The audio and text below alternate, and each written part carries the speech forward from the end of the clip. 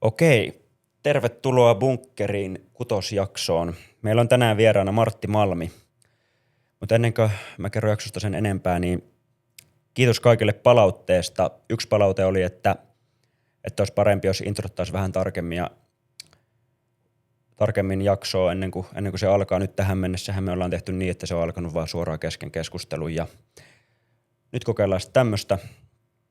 Kiitos kaikille palautteesta ja siitä, että olette kuunnellut. Meillä on ollut ihan huikea tämä jakso ja mä oon itsekin ihan yllättynyt, että miten hyvin me ollaan saatu kuulijoita. Noin 1500 aktiivista kuukausittaista kuulijaa.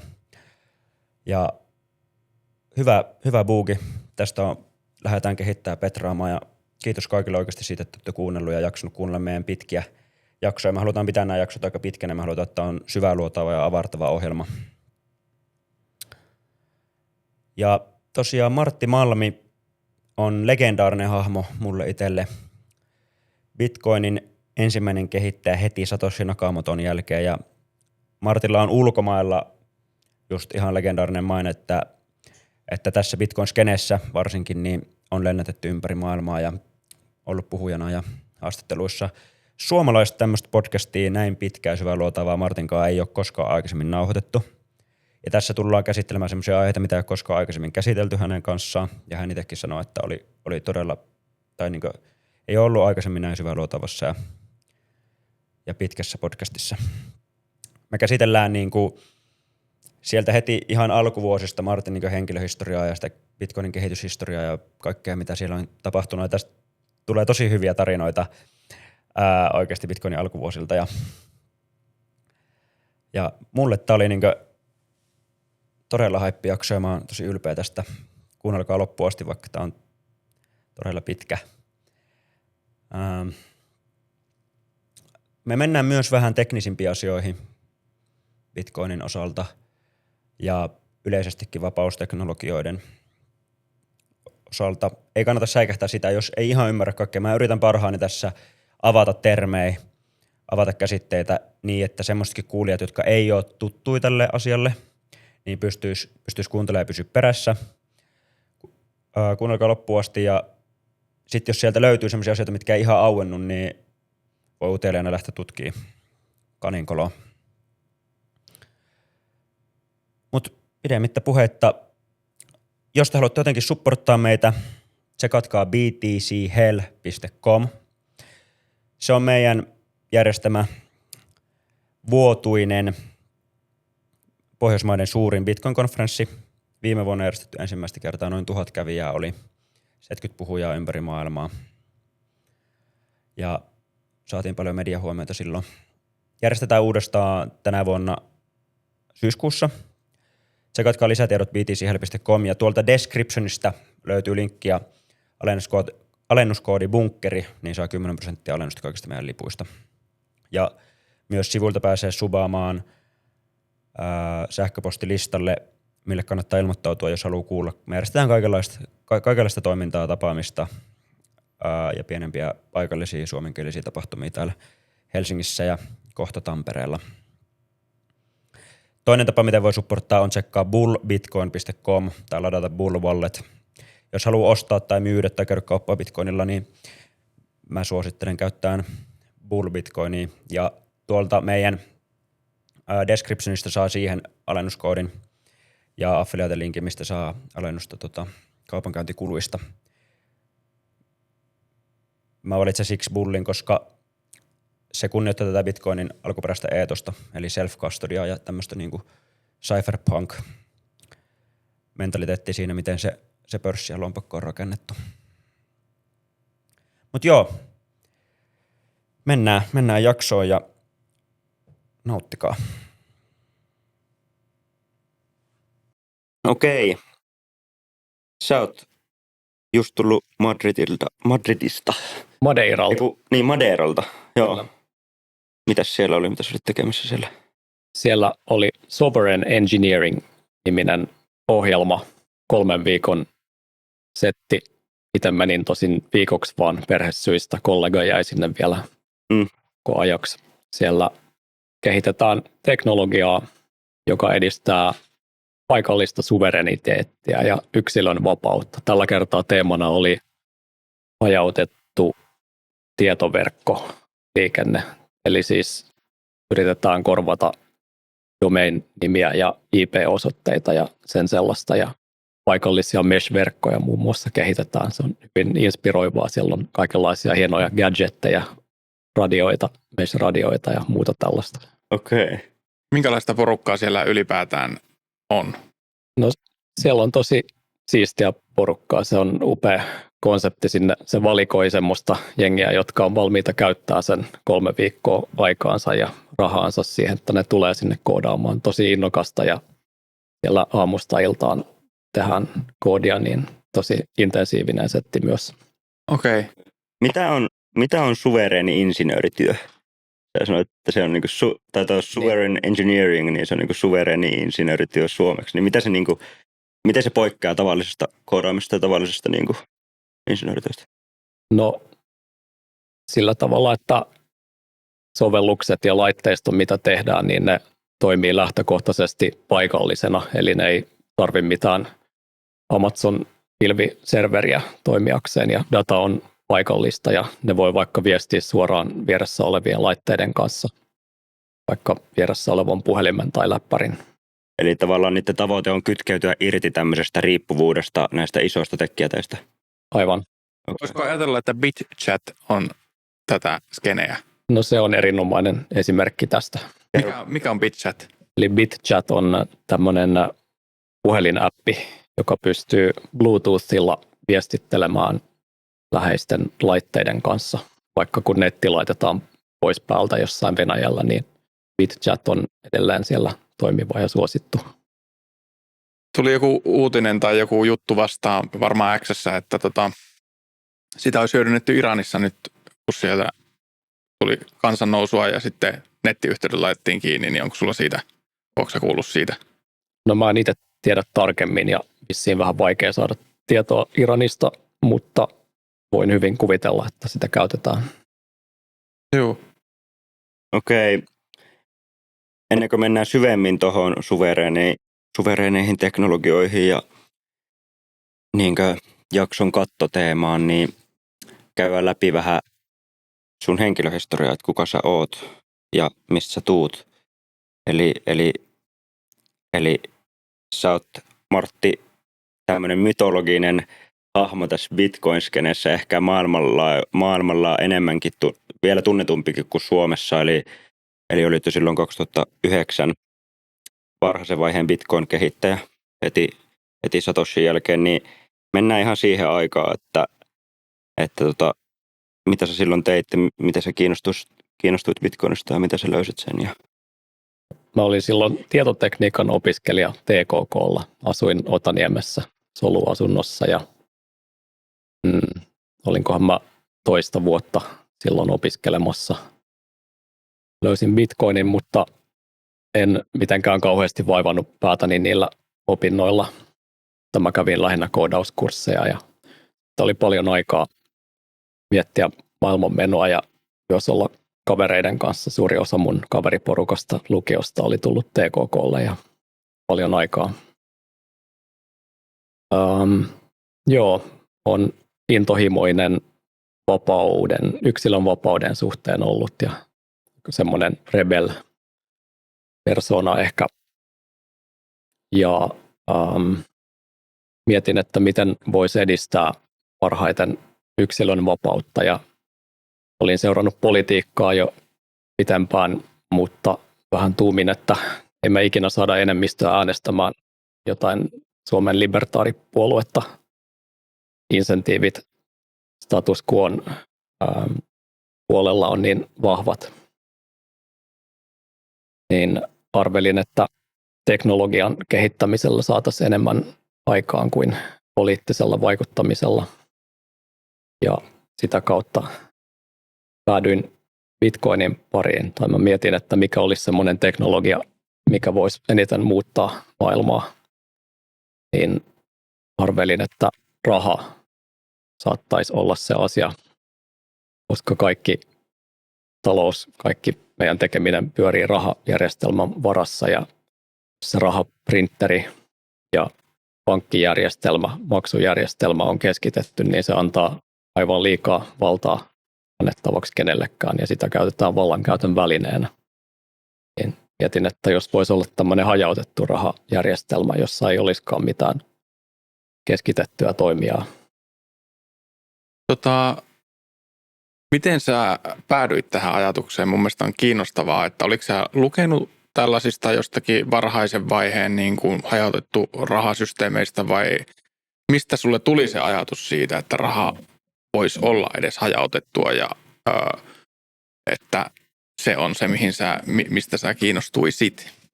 Mikä sut sinne johti ennen kuin sä törmäsit Bitcoiniin? No, libertaari blogosfääriä ja nettikeskustelua ja sen sellaista seurailin niihin aikoihin. En varsinaisesti kirjallisuutta lukenut. Siellä oli paljon ajatuksia rahateoriasta ja muusta. Ja ehkä yksi käytännön juttukin, joka johti sen rahasysteemin pariin, oli kun mä mietin, että ennen kuin oli Uberia, mä mietin, että jos tekisi tämmöisen ride-sharing-systeemin, jossa, no siis silloin oli taksimonopoli Suomessa, joka ärsytti mua. Mietin, että voisiko tehdä tämmöisen ride-sharing-sovelluksen, joka olisi käytännössä taksiäppi. Sitten mä mietin, että mitäs me maksetaan tämä kyyti sitten. Niin sekin johti tämän raha-ajatuksen pariin silloin. Oliko sulla siis tosiaan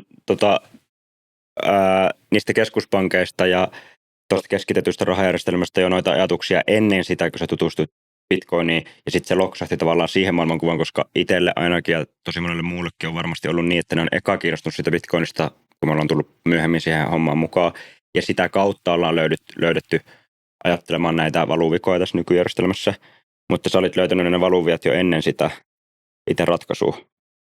Ymmärsikö mä oikein? No joo, kyllä mä olin miettinyt näitä asioita jo aiemminkin, ja silloin itse asiassa sattumalta Otaniemessä vaikutti Risto Pietilä, jolla oli tämä Silverbank. Muun muassa Otaniemen postissa se myi niitä hopeakolikoita, ja mä taisin ostaakin niitä silloin, niin en nyt ihan muista, että oliko se ennen vai jälkeen Bitcoinin. Okei. Sekin oli tämmöinen aiheeseen liittyvä. Tuommoista niinku skene oli silloin. Miten iso se skene oli silloin? Tollainen niinku hajautettu raha tai ylipäätään Keskuspankkikritiikkiskene ehkä. No siis varmasti Yhdysvalloissa on aika vahva ollut tämä libertaariliike, tietty Euroopassakin itävaltalainen taloustiede. Ehkä enemmän semmoista akateemista ja jossain liberalismi-kirkkikanavalla oli pyörittyä silloin aika tällaista UG-meininkiä. Niin, että ei voisi ajatella, että ei niin kuin 100 miljoonat ihmiset ei sitä jutellut. No ei. Että enemmänkin puhutaan niin tosi pienistä määristä, jotka saattaisi olla kiinnostuneita. Joo. No sit sä löysit Bitcoinin.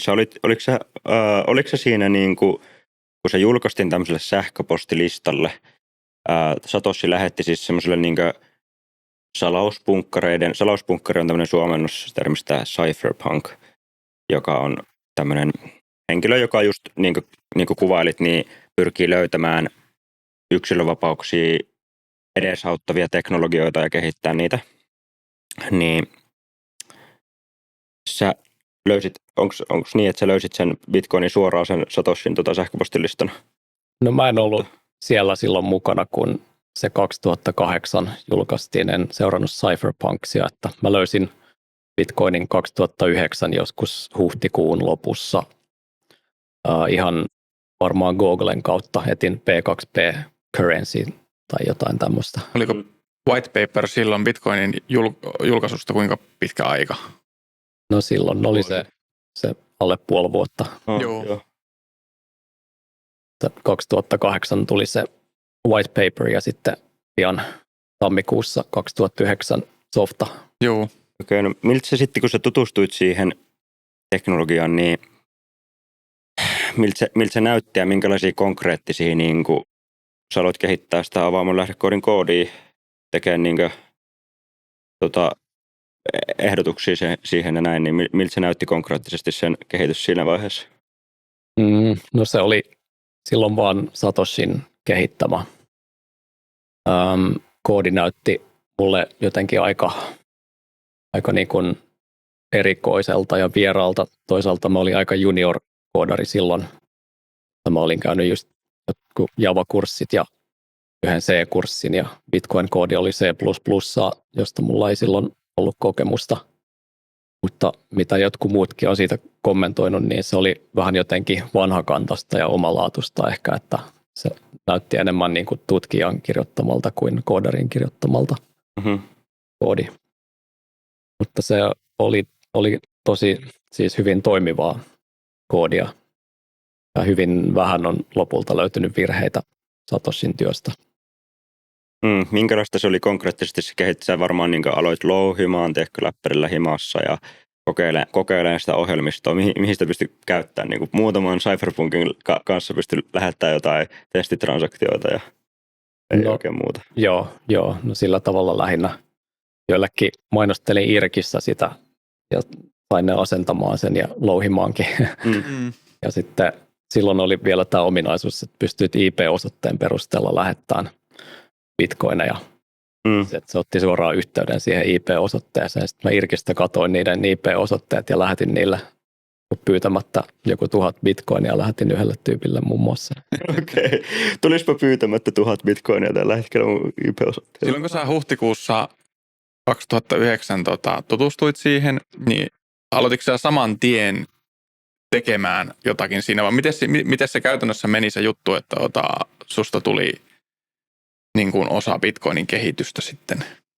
No varmaan tyyliin jonkun viikon verran pyörittelin ajatusta ja mietin sitä white paperia ja sen sellaista, että jossain muutamalla foorumilla mä kyselin, mitä mieltä ne on Bitcoinista ja sen sellaista. Yhteen viestiin Satoshi vastasikin sitten. Ja sitten mä laitoin mailia Satoshille. Sanoin, että vaikuttaa siistiltä projektilta ja haluaisin jeesailla sen, mitä pystyn. Sitten Satoshi kiitti mua näistä Bitcoin-viestiketjujen aloittamisesta ja kiinnostuksesta Bitcoiniin ja pyysi, että mä ensimmäisenä kirjoittelisin FAQta, siis usein kysyttyjä kysymyksiä, vastauksia kirjoittelisin Bitcoin-nettisivulle. Se antoi mulle muokkausoikeuden muistaakseni heti kättelyssä. Bitcoinilla oli yksi semmoinen tyhjä sivu.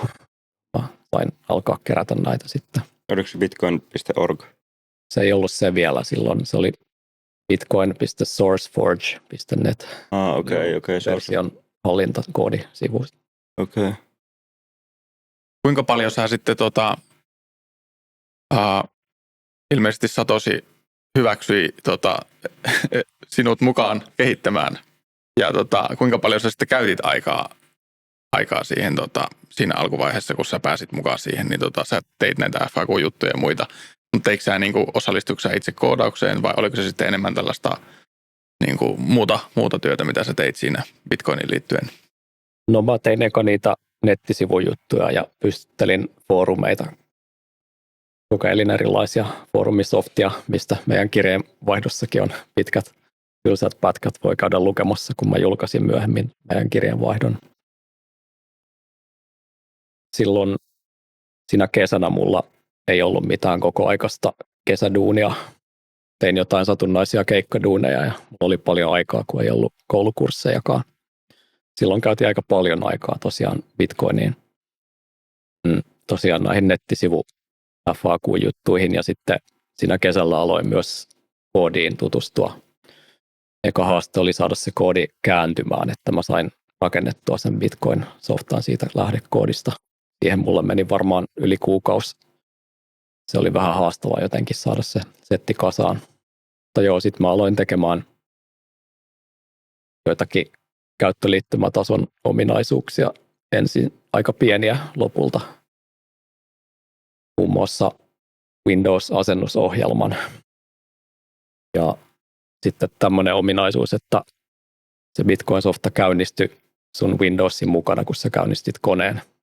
Satoshi siitä kiitteli, että hyvä ominaisuus, joka voi lisätä verkossa olevien nodien määrää huomattavasti.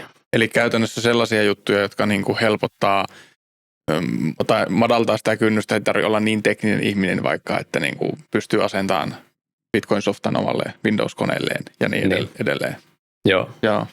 Joo. Eka tein näitä käyttöliittymätason hyvin yksinkertaisia muutoksia. Joo. Ja myöhemmin siinä vuonna tein myös Linux-versiota, kun mä halusin laittaa mun serverille pyörimään Bitcoinin. Ja se oli vaan Windows-versiona aluksi, niin sitten mä tein sitä Linux-porttausta. Sitä Satoshikin teki kyllä suuren osan. Oliko se minkälainen työ saada se toimii Linuxilla? Oli siinä aika paljon hommaa. Mutta nykyään varmaan joku ChatGPT tekisi sen tunnissa.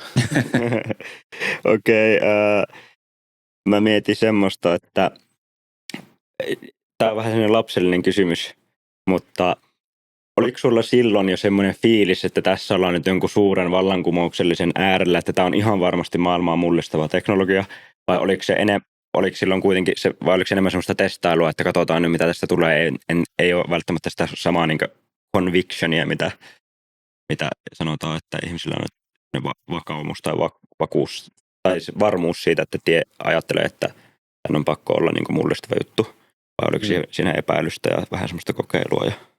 No kyllä mä ymmärsin, että niin kuin teoriassa, että jos tämä toimii, jos me oikeasti saadaan hajautettu raha- ja maksujärjestelmä, vaihtoehto US-dollarille ehkä jopa, niin se on aivan valtava maailmaa mullistava juttu.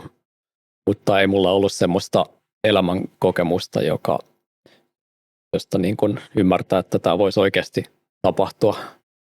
Olin aika niin kuin omissa virtuaalimaailmoissani elellyt tietokoneen parissa. Ei silleen ollut sellaista ymmärrystä maailmasta. Ketä muita siihen aikaan pyöri siinä cypherpunk-skenessä?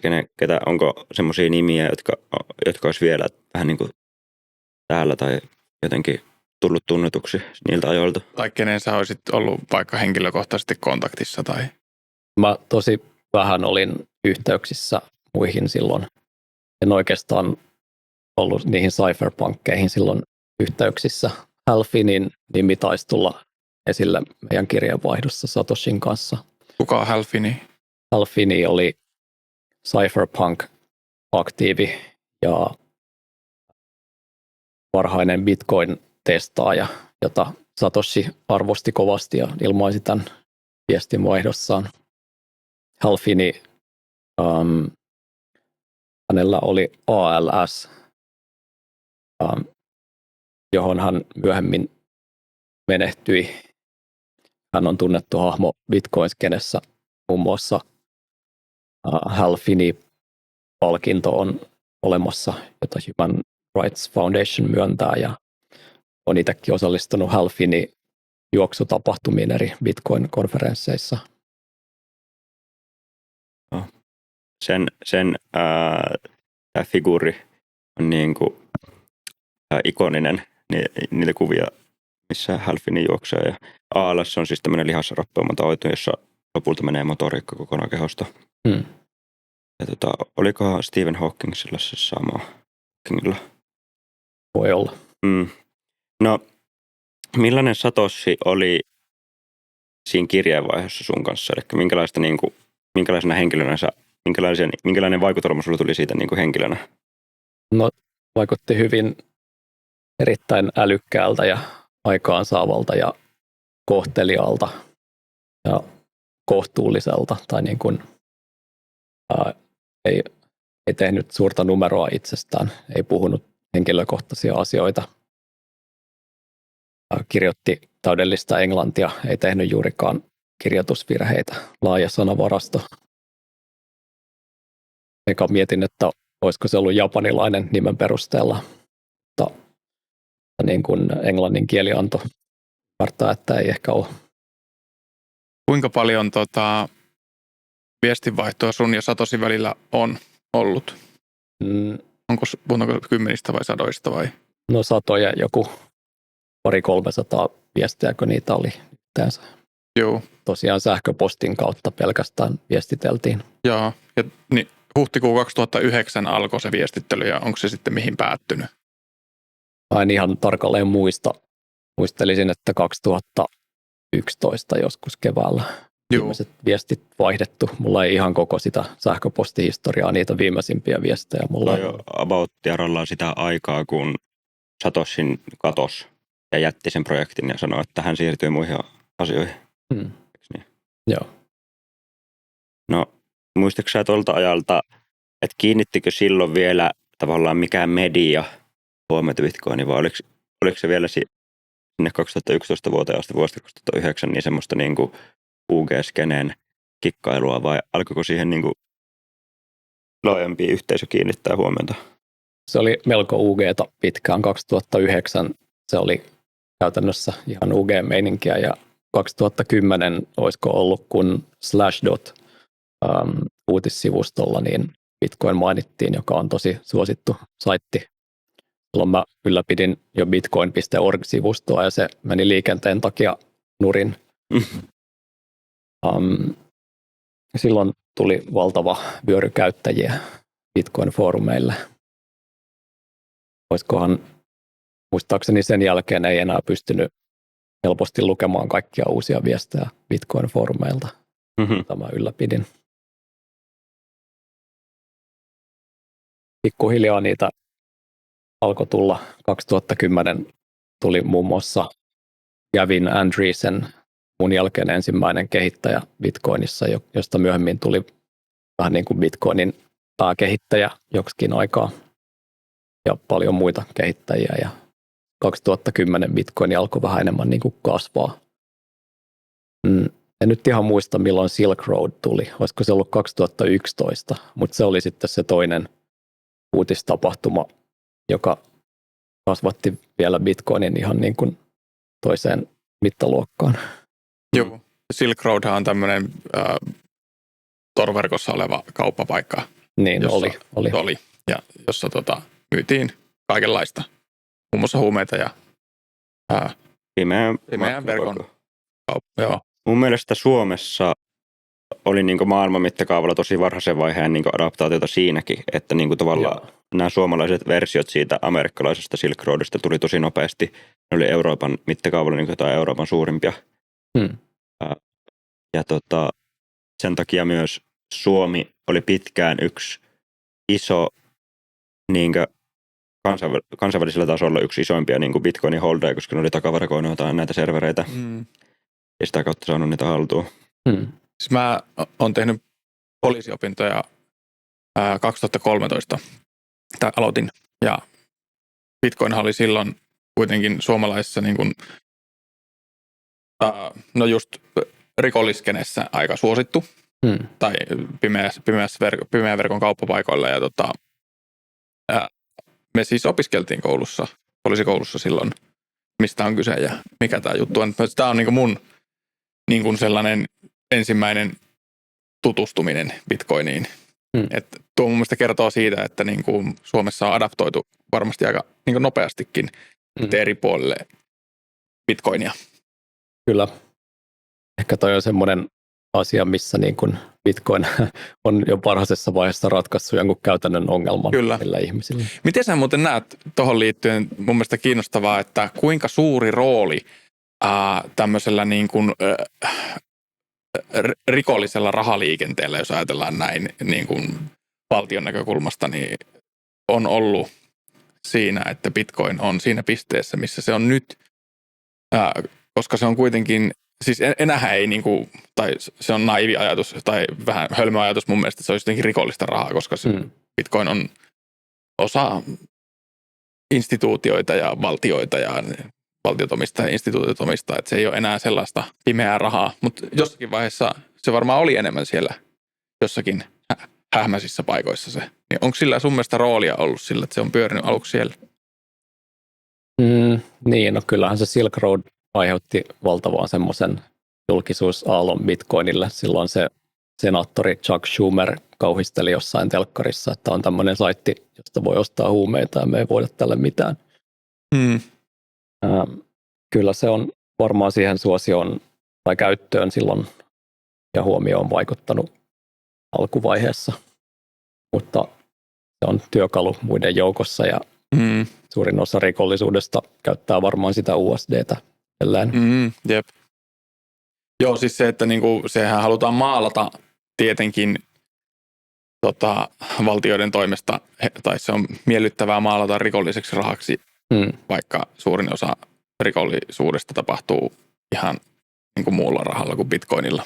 Niin, onhan sillä toki sitten ominaisuuksia, jotka usein tekee siitä rikollisille houkuttelevan.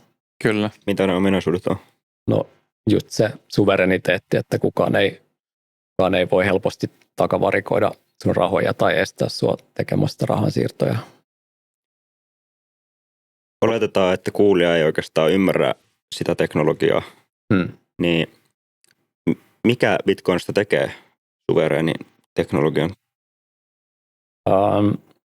No se, että siinä siis tai maksujärjestelmässä, kun sä siirrät rahaa sun pankkitililtä toiselle, niin sun pitää lähettää kysely tai pyyntö sun pankkiin, että voitko tehdä tämän rahansiirron, ja pankki tarkistaa, että onko sun tilillä rahaa, ja sitten ne joko antaa luvan siihen siirtoon tai ei. Ja Bitcoinissa tämän hoitaa hajautettu verkko, jossa ei ole tällaista mitään keskitettyä luvan antajaa. Bitcoinissa on tämä louhintaan perustuva oma konsensusjärjestelmänsä, joka kertoo, että onko tällä maksajalla vaadittu Bitcoin määrätilillään ja onko tämä siirto hyväksytty vai ei. Mihin sitä louhintaa tarvitaan? Louhinta on nimenomaan sen niin kuin tilikirjan konsensuksen ylläpitoon, että kaikilla on sama näkemys siitä, että minkä verran milläkin Bitcoin-osoitteella on bitcoineja hallussaan. Miksi siihen pitää käyttää niin valtava määrä energiaa? No, se on tähän mennessä ainoa tällainen järkevä hajautettu tapa ylläpitää konsensusta ilman keskitettyä ylläpitäjää. Tavallaan se niin kuin perustuu matematiikkaan ja fysiikan lakeihin tavallaan, että protokollan mukaisesti se versio tilikirjasta, jonka tavallaan vakuuttajana on suurin määrä laskentatehoa, niin sitä pidetään oikeana versiona tästä tilikirjasta. Ja se mahdollistaa myös sen aitona peukaloimattomuuden, että jos joku haluaisi peukaloida sitä historiaa, esimerkiksi haluaisi mennä taaksepäin ja muokata jonkun tiedon, mikä siellä on, niin se joutuisi käyttämään enemmän energiaa kuin tämä koko muu verkko yhteensä, mikä tekee siitä todella turvallisen siitä verkosta, koska kukaan yksittäinen taho maailmassa ei enää kykene siihen, koska se on kasvanut tarpeeksi isoksi. Niin. Ja luultavasti, jos jollakin on näin paljon laskentatehoa, niin sillä olisi kannattavampaa silloin käyttää se uusien bitcoinien louhimiseen kuin huijaamiseen. Eli siinä on insentiivit puolustaa sitä verkkoa mieluummin kuin hyökätä se vastaan. Jos ajatellaan, että dollari tai euro, fiat-valuutta, sillä ei ole tämmöistä louhimissysteemiä, niin mikä voisi olla lähin esimerkki siitä, että miten fiat-valuutassa on hoidettu sitten tämä konsensus? Se taitaa olla hyvin monimutkainen järjestelmä. En nyt kyllä itsekään osaa kuvailla, että miten toimii kansainvälinen pankkijärjestelmä, mutta se pohjimmiltaan perustuu keskuspankkeihin, jotka laskee liikkeelle sen rahan, ja sitten kai niiden asiakkaana on näitä kuluttajapankkeja ja muita pankkeja. Se on tavallaan hierarkkinen systeemi. Ehkä yksi semmoinen vertaus, minkä mä oon kuullut tuohon joskus, on se, että fiat-järjestelmässä niin se sen sijaan, että siinä louhittaisiin, käytettäisiin energiaa ja laskentatehoa, niin siinä satsataan sotateollisuuteen. Eli se pohjimmiltaan kuitenkin se, jolla on se reservivaluutta, niin määrää väkivallalla siitä. Ja sitä kunnioitetaan sen takia, koska sillä on suurin ja mahtavin armeija, ja sille ei parane ryttyillä, tai muuten se tulee korjaamaan teidän tilikirjat hänelle edulliseksi. Siinäkin on Sille. vähän niin kuin kyse fysiikasta ja matematiikasta, Niin. mutta vähän eri kontekstissa. Siellä on niin kuin suuri voima ja Se on hyökkäämistä puolustamisasia, Jep. kun se louhinta on puolustamista. totta. Olisiko kahvia tarjolla toinen kuppi? Joo. Freddy voi varmasti tuua. Yes, kiitti. Joo, siis vielä varmaan niinku, vois mun mielestä vähän mehustella tuolla Satoshi-jutulla, että se just viikko sitten viimeksi tuli New York Timesilta juttu, missä mehusteltiin Satoshi-henkilöllisyydellä, ja tämä perinteinen media varmaan kerran vuodessa tekee jutun siitä, että kuka on Satoshi. Että niinku se on jostain syystä niinku heidän mielestä todella niinku kiinnostava asia, ja sillä saadaan varmasti klikkiä ja myyntiä, ja suurta yleisöä aina kiinnostaa ihan sikana se mystinen niinku Genesis-tarina tavallaan.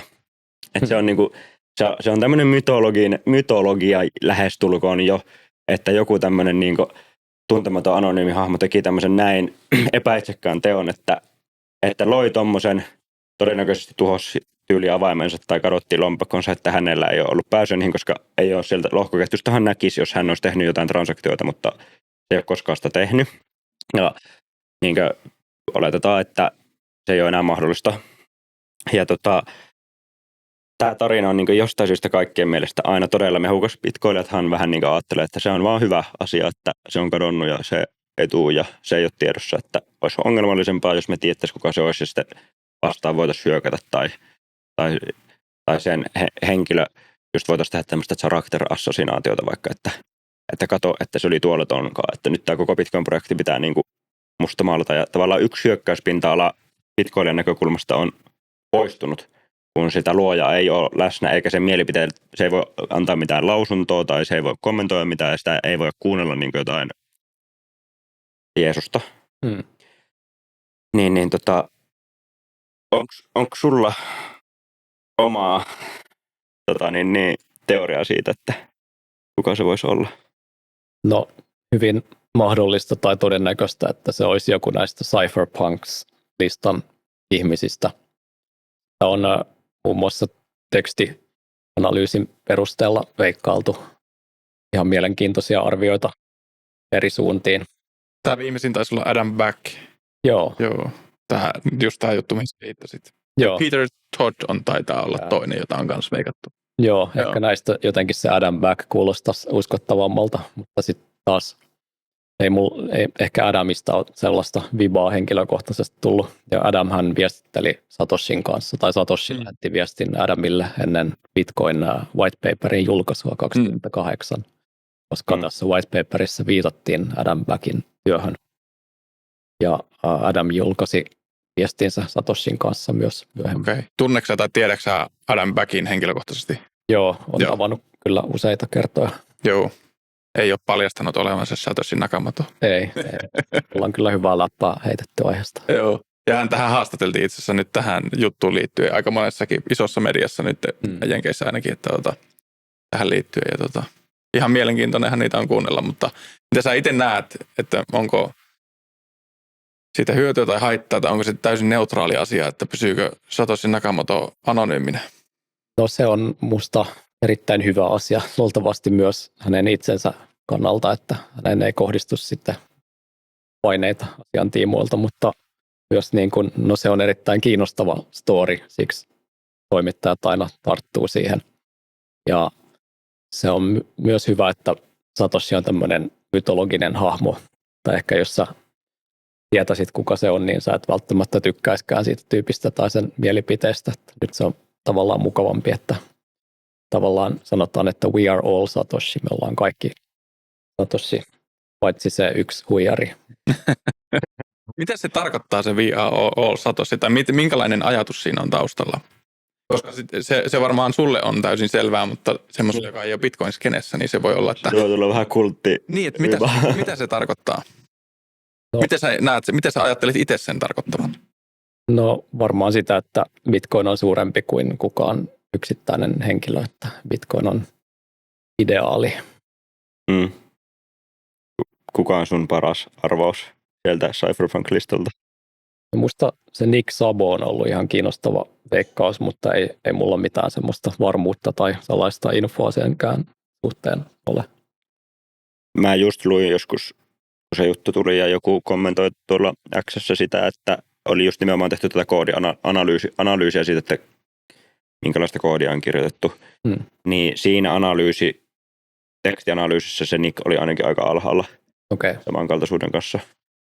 Mutta siinä on mä oon tosi paljon kanssa joskus aikanaan käyttänyt aikaa tuohon, kun se oli vielä niin kiinnostava juttu, niin tosi vakuuttavia todisteita on niin tosi moneen henkilön, että siellä on se Nick, Adam, ja uusimpana oli se Peter, että munkin mielestä se oli vähän sensationaalinen juttu. Sitten on Hal Finney totta kai. Sitten on semmoinen kuin Len Sassaman. Ja se oli aika korkealla siellä samankaltaisen koodin kirjoittajissa. Ja sitten on tämä Wei Dai. Joo. Se oli tosi korkealla myös samankaltaisuudessa. Se oli kiinalainen. Ja hänellä oli ollut aikaisemminkin, siis tämmöistä samankaltaista digitaalista rahaahan yritettiin tosi monta kertaa aikaisemminkin. Mutta ne ei kaikki saanut ihan niin kuin palasia kohdalle. Ne on semmoisia tyyppejä tosi paljon, jotka on niin kuin yrittänyt sitä monta kertaa omalla nimellä aikaisemmin. Sitten mun mielestä kiinnostava juttu on se, että joissakin sanotaanko mainstream-piireissä on myös puhuttu siitä, että se voisi olla CIA:n projekti. Mitäs ajatuksia sulla siihen liittyy? No se tuntuu jotenkin ihan hupaisalta, mahdottomalta ajatukselta tai erikoiselta, jos lukee vaikka sen meidän viestittelyn Satoshin kanssa. Se oli jotenkin niin semmoista, se oli niin selkeää jotenkin, että keskusteli yhden tyypin kanssa me hyvin arkipäiväisistä asioista, jostain foorumien pystyttelyistä ja sellaisista juteltiin.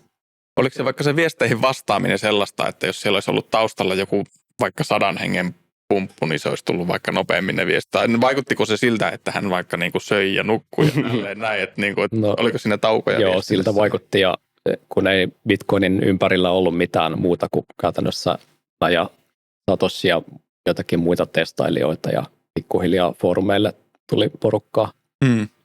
No, oishan ne voinut olla vaan niin taitavia siinä duunissaan pelata 4D-shakkia. Mikä se voisi olla se CIA:n motiivi tämmöiselle, jos he tekisivät tämmöistä? Tuntuisi hullulta että niin. Toki siinä on se, että jos ne joku takaportin voi rakentaa, mutta se, että eikö se koodi kuitenkin ole aika tarkkaan perattu läpi. Että. No onhan se. En mä tiedä, olikohan CIA ollut Tor-verkkoon sallisena. Oli, ja muutenkin internetin kehitykseen ihan alkuajosta silloin, kun internet ei ollut vielä julkinen verkko, vaan se oli vaan niiden oma keksimä intranetti. Joo, ja Tor-verkkohan, senhän ne taisi julkaistakin, tai ne on itse kertonut, että ne on sitä rakentanut alun perin itselleen. Niin, voisi siinä olla joku semmoinen, että niiden ulkomaiden operaatioita helpottaakseen ne olisi miettinyt tällaista, tai se on lähin mitä tulee mieleen. Mutta toi on just se, että sillä ei todellisuudessa ole hirveästi väliä, vaikka se olisi se, koska se koodi on yksi perätuimpia koodeja varmaan koko maailmassa. Se on tutkittu läpi tosi monta kertaa. Se uptime, siinä ei ole mitään yllätyksiä. Niin tavallaan onko sillä siinä välissä enää mitään väliä? Vähän niin kuin sä sanoisit, että en mä voi käyttää internettiä, kun CIA oli kehittämässä sitä. Niin. Ja sitten mitä Satoshin motiiveista on hänen omista kirjoituksistaan ja meidän viestinvaihdosta, niin rahajärjestelmästä puhutaan ja sen sellaista, niin se tuntuu aika vahvalta motiivilta siinä, eikä mikään muu. Sä törmäsit Bitcoiniin ja sä oot varmaan sen jälkeen törmännyt aika moneen muuhunkin erilaiseen krypto. Hei, tästä tuli muuten mieleen. Pitääkö paikkansa, että sun ja Satoshin välisessä viestinnässä mietittiin sitä, että miksi tätä nyt pitäisi kutsua, että onko tämä P2P-valuutta vai mikä tämä on? Niin onko sulla siitä tarinaa? Joo. Siellä meidän viestinvaihdossa jotain pohdiskeltiin. En nyt muista. No siis Satoshi laittoi mulle viestiä, että joku käytti termiä cryptocurrency. Tiedä, oliko se sitten oikeasti hänen oma termiinsä vai jostain muualta. Mutta joo, se jäi siitä käyttöön. Muistaakseni joskus mulla oli versio, että Anonymous P2P Cryptocurrency, mutta olikohan se niin, että Satoshi ei tykännyt siitä Anonymous-termistä, koska Bitcoin ei, vaikka Bitcoinilla voi niin kuin päästä lähellä sitä anonymiteettiä, niin se ei niin kuin oletuksena sitä kuitenkaan tarjoa. Niin Satoshi oli sitä mieltä, että pitää olla varovainen tällaisten lupauksien suhteen. Mutta se kaikki tuntee nykyään kryptovaluutta-termin, suomeksikin se on käännetty juuri näin. Niin voisiko ajatella, että ainakin sulta on kysytty mielipidettä siihen, että puhutaanko me nyt kryptovaluutasta vai jostakin muusta? Koinasitko sä tuon termi? Onko se termi isä? En mä sitä koinannut, mutta mä laitoin sen sinne nettisivuille kyllä silloin. Okei. Tuo on mielenkiintoinen, koska nythän, jos mietitään, että kuinka paljon tätä sanaa käytetään, kuinka paljon sitä käytettiin vuonna 2009 verrattuna, että kuinka paljon sitä käytetään nyt. Niin kaikki tietää, ei nyt kaikki, mutta valtaosa vaikka länsimaalaisista tietää, mikä on kryptovaluutta. Niin, on se aika siistiä ajatella näin. Ei se silloin ollut mitään ihmeellistä. Kyllä. Niin mulla oli tuli tämä tuossa kysymystä esitteessä mieleen tämä ajatus, mutta sitä olin kysymässä alun perin, että sä oot törmännyt muihinkin kryptovaluutoihin. Missä vaiheessa tuli ensimmäinen joku muu kuin Bitcoin-kryptovaluutta, johon sä tutustuit tai kiinnostuit ja mitä ajatuksia ne herätti minussa? Joo, olisikohan Namecoin ollut eka. Mä en ole ihan varma, oliko se Litecoin vai Namecoin. Namecoin oli tämmöinen niin kuin domain-nimille vaihtoehto, että lohkoketjulla voisi rekisteröidä domain-nimiä hajautetusti. Ja sitten Litecoin oli varmaan ensimmäinen tämmöinen varsinainen maksuväline, joka vähän niin kuin muutti jotain Bitcoinin parametreja ja ominaisuuksia.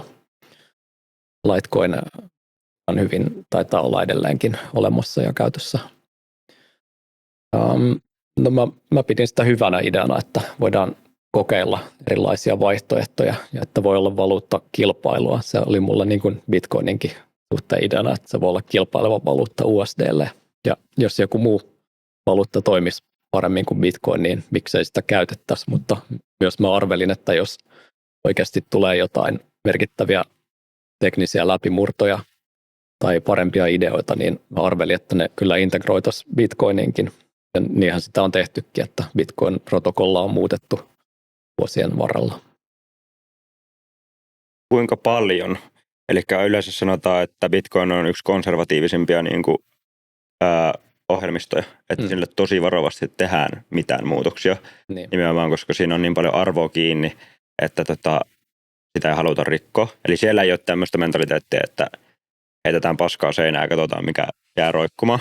Niin. Siellä nimenomaan puhutaan move slow and don't break things. Ei move fast and break things, vaan just toisinpäin. Niin, joo, siis miltä sun mielestä nykyinen Bitcoin näyttää sen ajan Bitcoin? Onko se muuttunut merkittävästi? No kyllähän se koodikanta ja ominaisuudet on muuttuneet aika merkittävästi vuosien varrella. No se niin kuin Bitcoinien kokonaismäärä on rajattu 21 miljoonaan. Se on vähän semmoinen pyhä juttu, jota ei toki ole muutettu. Ja luulen, että ei löydy tarvittavaa konsensusta sen muuttamiseen ehkä koskaan. Mutta joo, kyllä. No sitten on aihe erikseen tietty vaikka kvanttitietokoneilta suojautuminen, salauksen tai siis allekirjoituksien suojaaminen. Mä en tunne itse sitä aihetta tarkemmin, mutta siis kaikenlaisia teknisiä parannuksia kyllä, jos löytyy se riittävä konsensus.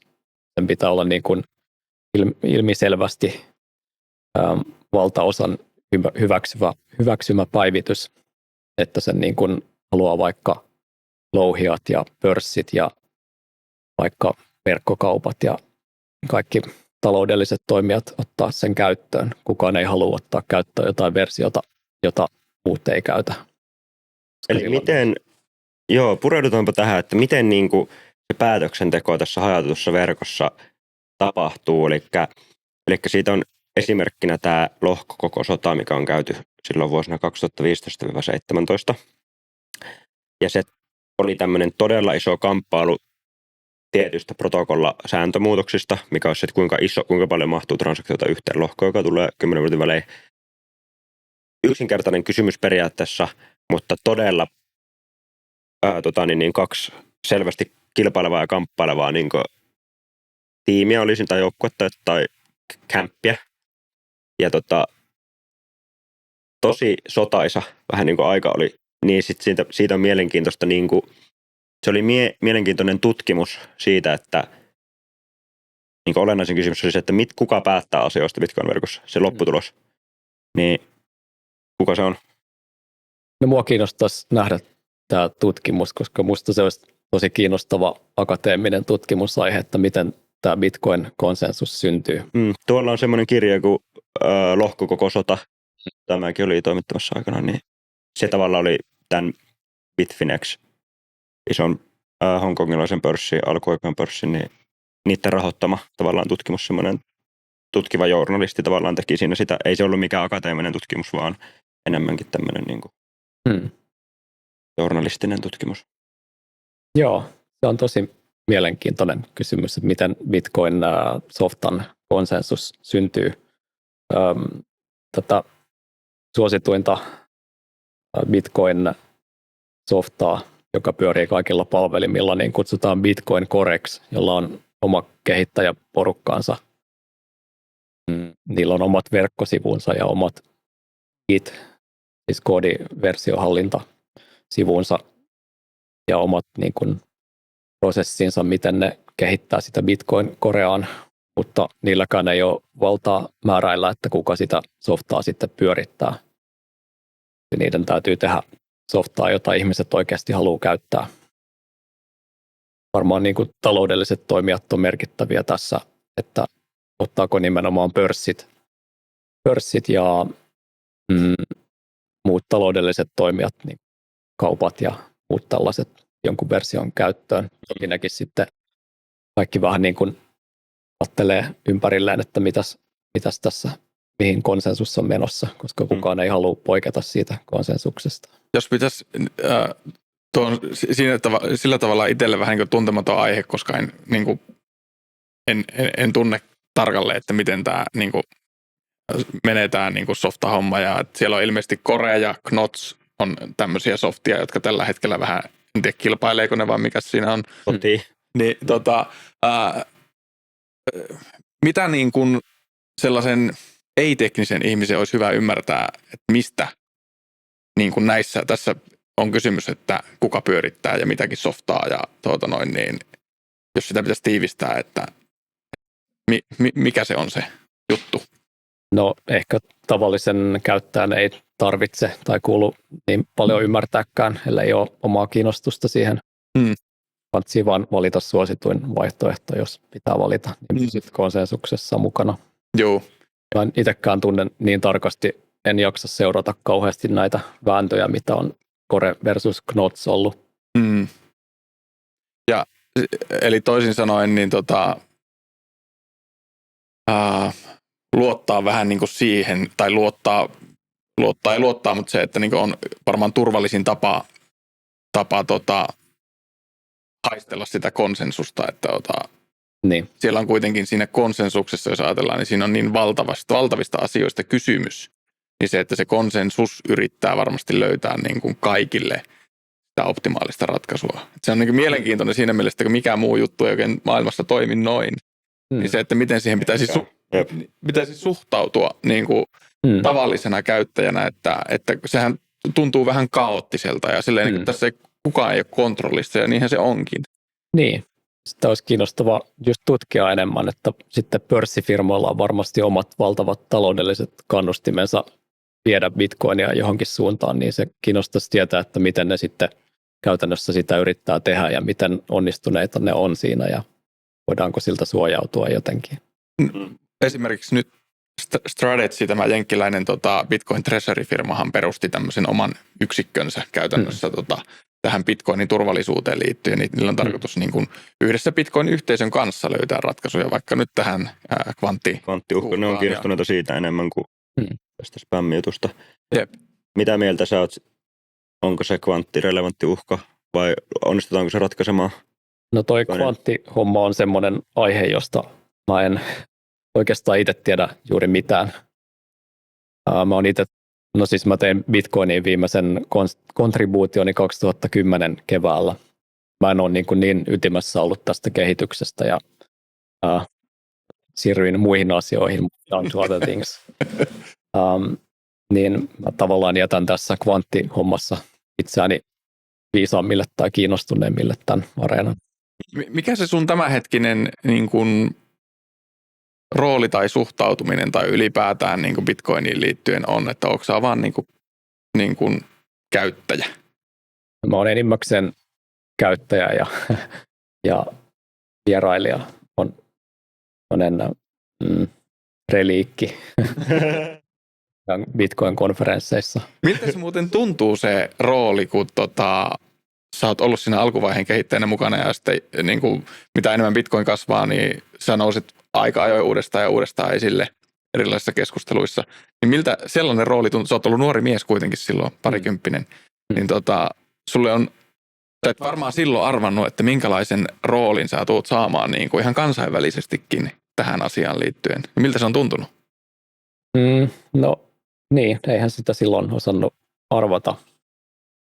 Se Bitcoin on vuosien varrella kasvanut ja vähän niin kuin joka vuosi melkein tuonut jotain elämää suurempia juttuja tai siis vaikka uutisotsikoita, joita ei olisi voinut silloin arvata. Aluksi mä muistan, että no siis Silk Road oli jo ja sitten oli joskus joku Spice Girls, oli ekoja julkkiksia, joku entinen Spice Girls Mimmi, joka puhui Bitcoinista ja hehkutti sitä. Sitten oli se joku jenkkiräppäri, oliko se Snoop Dogg vai mikä se nyt oli, hehkutti Bitcoinia. Ja nyt tietysti, oliko se tämän vuoden alussa valkoisen vai viime vuonna, kun se oli Valkoisen talon sivuilla tämä strateginen Bitcoin-varanto. Sekin oli semmoinen otsikko, jota ei olisi osannut kuvitella silloin. Se on varmaan pikkuhiljaa myöskin sitten, jos miettii sitä sun roolia siinä, niin se on pikkuhiljaa kasvanut ja sä oot vähän niin kuin... Niin, tai tavallaan tai ei myytti. Niin, nimenomaan just se, että kun sä kuvasit itseäsi äsken reliikiksi, niin se, että se sun roolisi reliikkinä on kasvanut. Niin se kai menee. No nykyään lähinnä niin kuin jotain sovelluksia Bitcoinille teen muun muassa, niin kuin, jos pystyisi tiedonsiirtokaistaa tai tallennustilaa ostaa Bitcoinilla, ne on tällä hetkellä kiinnostavia aiheita. Enemmän niin kuin soveltavalla puolella. Joo. Toki kiinnostaa Bitcoin-kulttuurinen vaikuttaminen. Niin kuin orange-pillaus, se, että saataisiin Bitcoin-tietoisuutta levitettyä ja miksi Bitcoin on hyvä idea. Eli sä vieläkin uskot vahvasti siihen, että se niin kuin on hyvä asia maailmalle ja kyllä. Hyödyllinen ja arvokas työkalu. Joo, Bitcoin on pitkään ollut semmoinen yksi harvoja optimistisia tarinoita tai semmoinen toivon lähde. Bitcoin is hope. Toivo paremmasta maailmasta monien dystooppisten kehityksien keskellä. Valvontayhteiskunta ja regulaatio ja tällainen panoptikon, jossa systeemi näkee kaiken, mitä tehdään. Onko sä yllättynyt tästä nopeudesta? 17 vuotta nyt ollut Bitcoinissa skeneessä, niin onko sä yllättynyt nopeudesta vai hitaudesta siinä, millä tavalla se on maturoitunut? No 17 vuotta pitkä aika ehkä omassa elämässä, mutta onhan se muutos tavallaan ollut valtavaa, että silloin Bitcoini oli joku satunnainen nettisivu ja nyt se Valkoisen talon nettisivuilla ja pörssiyrityksissä ja jotenkin muuttaa maailmaa oli El Salvadorin virallinen valuutta pitkään ja onhan se ollut valtavaa se kehitys kyllä. Mennään vielä siihen nyt takaisin siihen kronologiseen aika Janaa käydä eka vähän, että mitä oli ne muut asiat, mihin sä sitten siirryit, kun sä et ollut enää sinne kehityksen mukana 20 jälkeen ja sitten voitaisiin käsitellä vähän sitä oikeudenkäyntiä, missä se tavallaan sitten on se profiili breikkasi ja sä paljastit ne sähköpostikirjavaihot. Niin tosiaan joo, mitä sä sitten siirryit tekemään? Joo, no 2010 mä sain mun ekan niin kuin koko aika duunin vähän niin kuin maa-alaa läheltä. Olin Siemensillä, tein nettisivuja. Oliko sulla silloin CV:ssä, että Bitcoin-kehitystä taustalla vuosia? Ei luultavasti. Siitä ei saanut silloin krediittiä. Niin, se oli mun eka koko aika duuni, josta sai ihan niin kuin ok palkkaa opintotukeen verrattuna. Ja sitten oli paljon vähemmän aikaa sen jälkeen käyttää Bitcoiniin. Ja samana vuonna myöhemmin sain mun ekan koodausduunin. Vakituisen koodausduunin silloin startupissa. Ja niin, siitä se sitten lähti 2011. Mä silloin irtisanouduin siitä mun ekasta koodausduunistani, koska no se ei enää vaan inspannut ja sitten kävi silleen, että oli eka Bitcoin hintapiikki. Bitcoin nousi sinne 30 taalaan sinä vuonna. Ja sitten silloin mulla oli niitä louhittuja bitcoineja aika paljon siinä ja sitten mä niistä myin vähän yli puolet silloin ja ostin ensimmäisen asuntoni tuolta Tapiolasta Espoosta. Yli 10 000 bitcoinia myin silloin. Kyllä ostaisi varmaan koko kaupungin osan nykyään. Mitä siis paljon sitä sai silloin? No se oli 45 neliön yksiö Tapiolasta, jonka mä ostin noin 200 000 euroa silloin. Se sai käteisellä vaan. Joo, se oli se kyllä niin kuin suuri asia silloin semmoiselle opiskelijalle, joka oli tottunut elämään opintotuella niin yhtäkkiä. Mikä fiilis oli kun se piikkasi yhtäkkiä sinne $30 Bitcoin? Olitko sä silleen, että tämänhän pitikin tapahtua vai olitko hämmästynyt? No kyllä, mä olin aika niin kuin hämmästynyt, että tämä niin kuin oikeasti tapahtuu. Ja sä sait, kun sä möit niitä, jos sä oot myynyt 10 000 bitcoinia, niin liikuttelitko sinä valaana markkinoita silloin? Enpä. Käytännössä se myynti, oliko pörssejä silloin? Kyllä, siis silloin oli semmoinen kuin Mt. Gox, se oli tuolla Japanissa pyörivä pörssi, jossa mä niitä myin. Silloin se oli iso trade kyllä, no silloinkin tämä 10 000, minkä mä myin. Mä muun muassa kävin myöhemmin Mt. Goxin toimistolla vieraana, kun mä tunsin sen pyörittäjän. Ja sä tunsit sen Mt. Goxin, mistä sen tunsit? Bitcoin-foorumeilta ja muutenkin skenestä. Se oli aktiivinen ja sillä oli hosting-firma, jonka muun muassa Bitcoin Wikia hostasi silloin ja oltiin käyty kirjeenvaihtoa. Siis tästä mä voin kertoa enemmänkin. Siis tämä Mt. Goxin alkuperäinen amerikkalainen perustaja, niin se ensin tarjosi sitä mulle. Mä olin pienimuotoista Bitcoin-vaihtoa tehnyt Suomessa silloin, mutta mä tiesin, että niin kuin Suomen lain mukaan tällaista pörssiä ei saisi ilman toimilupaa Suomessa pyörittää, niin silloin mä en sitä ottanut ja hyvä niin, koska se Mt. Goxin koodikanta oli buginen ja myöhemmin ne hukkasi asiakasvaransa. Ne hukkasi asiakasvaransa, eli siinä ei ollut kysymys tämmöisestä exit-scammista, vaan niin. Se oli tavallaan se ei ollut suunniteltu juttu vaan. Niin, että okay. Sieltä niin kuin hakkeroitiin niitä varoja. Se oli pitkä 10 vuoden oikeusprosessi Japanissa tämä konkurssipesä ja nyt niitä vihdoin pari vuotta sitten jaeltiin takaisin velkojille, jotka oli lopulta monet ihan tyytyväisiä, kun oli 10 vuotta väkisin holdattu bitcoinia, jonka aikana se arvo oli noussut ihan valtavasti. Jep. Okei. Okay. Eli ne palautettiin bitcoin-määräisesti eikä euromääräisesti, koska tai silleen, joo okei. Okay. Toi on kyllä mielenkiintoinen tarina myös. Jep.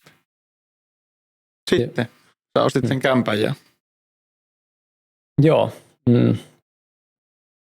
Niin, mitäs mä silloin samana vuonna tosiaan menin sinne Japaniin muun muassa näillä Bitcoin-varoilla. Vietin sinä vuonna pari kuukautta Japanissa opiskelemassa japanin kieltä, joka oli ollut teini-iästä lähtien kiinnostuksena lähinnä niin kuin anime-hommien myötä silloin.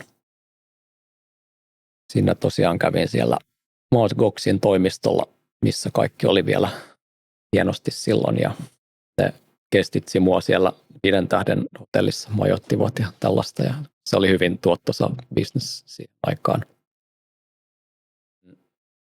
No sitten mä siinä hain pikkuhiljaa palauduin Suomeen ja aloin hakea uutta duunia, mutta siinä meni odotettua pitempään. Olin silloinkin aika juniori devaaja vielä.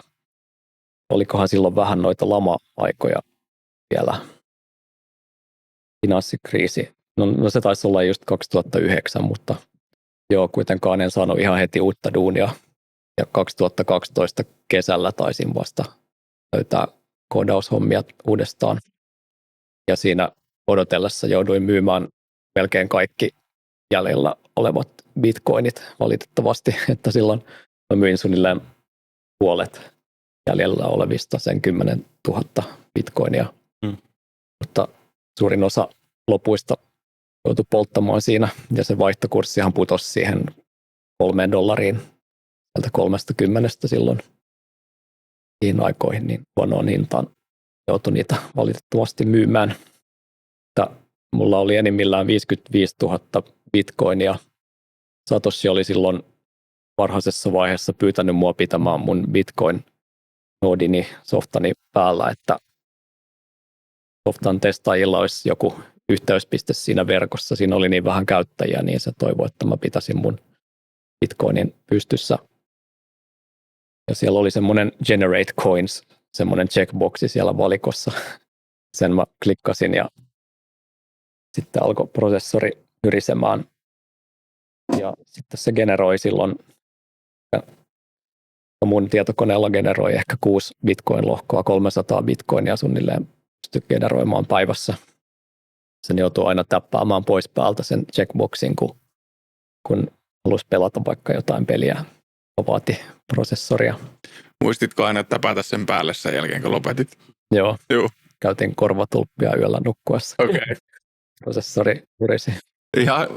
Ihan hyvä kuitenkin korvaus siitä korvatulppien käytöstä ollut. Että. On ok. Joo.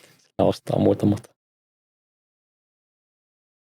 Joo, 55 000 bitcoinia oli enimmillään. Sitten mä pyöritin bitcoinexchange.com vaihtopalvelua jonkin aikaa.